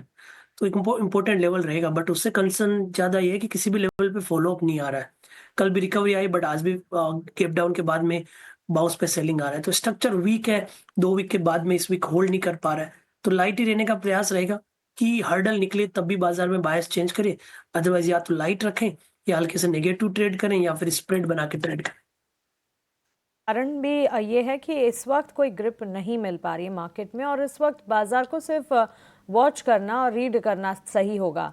जहां सेंटिमेंट्स डेवलप भी हो रहे हैं वो किसी ना किसी रिसर्च या किसी ना किसी कारण की वजह से।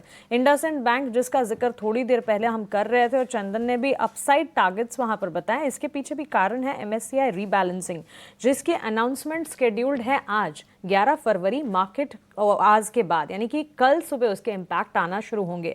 इंडसइंड बैंक शुरुआती तेजी दिखाने के बाद इस वक्त हम देख रहे हैं गेंस जरूर फिजल आउट हो रहे हैं, लेकिन MSCI इन्फ्लोज की अगर बात करें यहाँ पर एक्सपेक्टेशंस हैं कि MSCI इन्फ्लोज में हायर वेटेज जो है वो $234 मिलियन का इंडसइंड बैंक के लिए आता हुआ देखने को मिलेगा और वेट जो वो एक्सपेक्टेड है बढ़ेगा। और इसी के चलते हमने एक पॉजिटिव अपमूव इस स्टॉक में देखा। 1100 तक के टारगेट्स चंदन भी सुझा रहे थे, लेकिन क्लियरली ये न्यूज़ फ्लोज और साथ ही रिसर्च बैक एक्शन है जो कि फिलहाल मार्केट में डेवलप होता हुआ दिख रहा है। सेंटिमेंट टेक्सचर काफ़ी कमज़ोर और इसी के चलते मार्केट को सिर्फ और सिर्फ देखना सबसे बड़ी हिदायत होगी। इस बीच कुछ और स्टॉक्स जहां पर रिजल्ट के चलते एक एक्शन आता हुआ, फर्स्ट सोर्स सॉल्यूशंस, तेजस जी इसका जिक्र कल भी किया था, नतीजे आए कंपनी के और नतीजों के ठीक बाद अगर आप देखें FY25 के लिए constant currency revenue growth target जो है उन्होंने बढ़ाए हैं। $101 मिलियन यहां पर अगर आप देखें इन contract wins during the quarter company ने हासिल किए हैं। फर्स्ट सोर्स सॉल्यूशन कल चल रहा था, आज भी मजबूती के साइंस और इस वक्त ऊपरी स्तरों से मुनाफा वसूली नजर आ रही है। देखिए, फर्स्ट सोर्स सोल्यूशन की बात करें तो स्टॉक ने रिसेंटली एक स्विंग हाई बनाया था 422 का, और उसके बाद लगातार स्टॉक में एक लोअर टॉप लोअर बॉटम का फॉर्मेशन बन रहा है। स्टॉक जो अपनी छोटी अवधि की मूविंग एवरेज है 50 दिन की, उसको सरपास नहीं कर पा रहा है, और कल एक bearish engulfing candlestick pattern form हुई है डेली चार्ट पे, जो एक बेरिश रिवर्सल कैंडल है।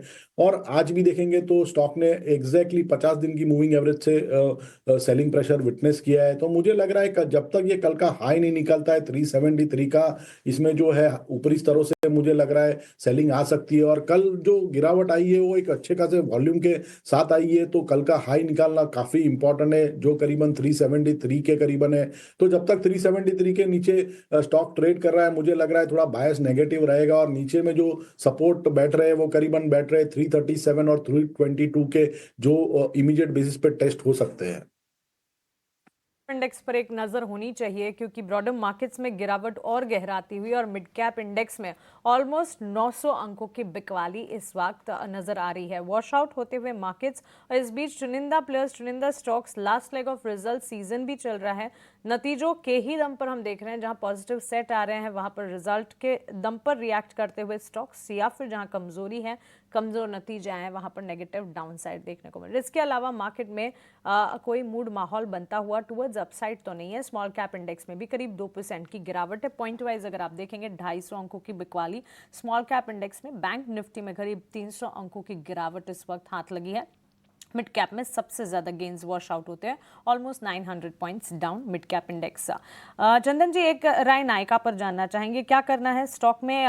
रिजल्ट का ही इम्पैक्ट है। रिजल्ट हाईलाइट अगर देखें, मुनाफा करीब 61% बढ़ा, कंपनी के रेवेन्यूज में भी ऑलमोस्ट 27% के गेन्स देखने को मिले थे। नायका पर कोई राय बनती है? ऑलमोस्ट 2% की तेजी, कमजोर बाजार में भी स्टॉक पॉजिटिव साइड रहा है इस वक्त। नायका पिछले लगभग 13-14 वीक से काफी रेंज बाउंड है। नीचे में 158 160 के आसपास के मल्टीपल सपोर्ट है, बट ऊपर में 180 185 निकल नहीं रहा है, तो काफी रेंज बाउंड है, और ऑलरेडी ऊपर के लेवल से करेक्ट हो रहा है, तो positive to range bound play किया जा सकता है। 167 इमीडिएट सपोर्ट है, ऊपर में 180 के स्विंग को प्ले करने के लिए।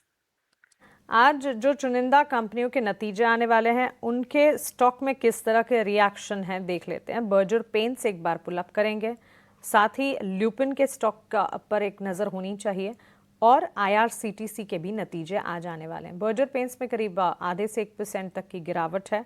ल्यूपिन में हम देख रहे हैं ऑलमोस्ट 3% की गिरावट है। दिन के निचले स्तर पर यह स्टॉक ट्रेड करता हुआ, और IRCTC भी ऑलमोस्ट 2-2.25% की बिकवाली। नतीजों से ठीक पहले इन तमाम स्टॉक्स में भी हम देख रहे हैं कमजोरी के साइंस बिल्कुल डेवलप होते हुए। लेकिन गोल्ड फाइनेंसिंग काउंटर्स, जिसके हमने बात भी करी, और सोने चांदी की चाल सेफ हेवन के तौर पर गोल्ड में उच्चतम स्तर पर आज हमने शुरुआत भी देखी, जिस पर हमने फ्रेश हाइज आपको बताए भी थे। MCX पर सोना रिकॉर्ड ऊंचाई पर 86,350 के नए स्तर छू रहा था। इसके साथ साथ गोल्ड फाइनेंसिंग प्री ओपन में मजबूती दिखा रहे थे मुथूट मन्नापुरम, उसके बाद वो गेंस फ्रिजल आउट जरूर हुए, लेकिन साथ ही कुछ और इम्पैक्ट इन तमाम स्टॉक्स पर नजर आएगी या नहीं, इस पर जरूर फोकस होना चाहिए। ऑलमोस्ट 3% की गिरावट, अच्छी मजबूती के साथ मन्नापुरम मुथूट खुले थे, लेकिन वहां से बिकवाली का दबाव हाथ लगा। एस्कॉर्ट्स कुबोटा कल अच्छे नतीजे आए थे, और उसके ठीक बाद स्टॉक में पॉजिटिव मूव्स भी देखने को मिले थे। ठीक ठाक सेट ऑफ नंबर्स थे एस्कॉर्ट्स कुबोटा के, इस वक्त देखेंगे 3-3.5% की फिलहाल गिरावट झेलते हुए। वैसे तो सेक्टर स्पेसिफिक बाजार की चाल अगर देखेंगे, एक IT सेक्टर है और साथ ही मेटल सेक्टर वॉच अगर देखें, IT और मेटल को छोड़ FMCG, banks and financials, automobile, pharma, PSU bank, energy, space, real estate sector, almost सारे के सारे सेक्टर्स में गिरावट है। निफ्टी देखिए, इस वक्त दिन के निचले स्तरों पर ट्रेड करता हुआ, बिकवाली का दबाव हावी होता हुआ। ब्रॉडर मार्केट्स में तो गिरावट है ही, लेकिन बेंचमार्क्स भी इस वक्त टूटते हुए नजर आ रहे हैं।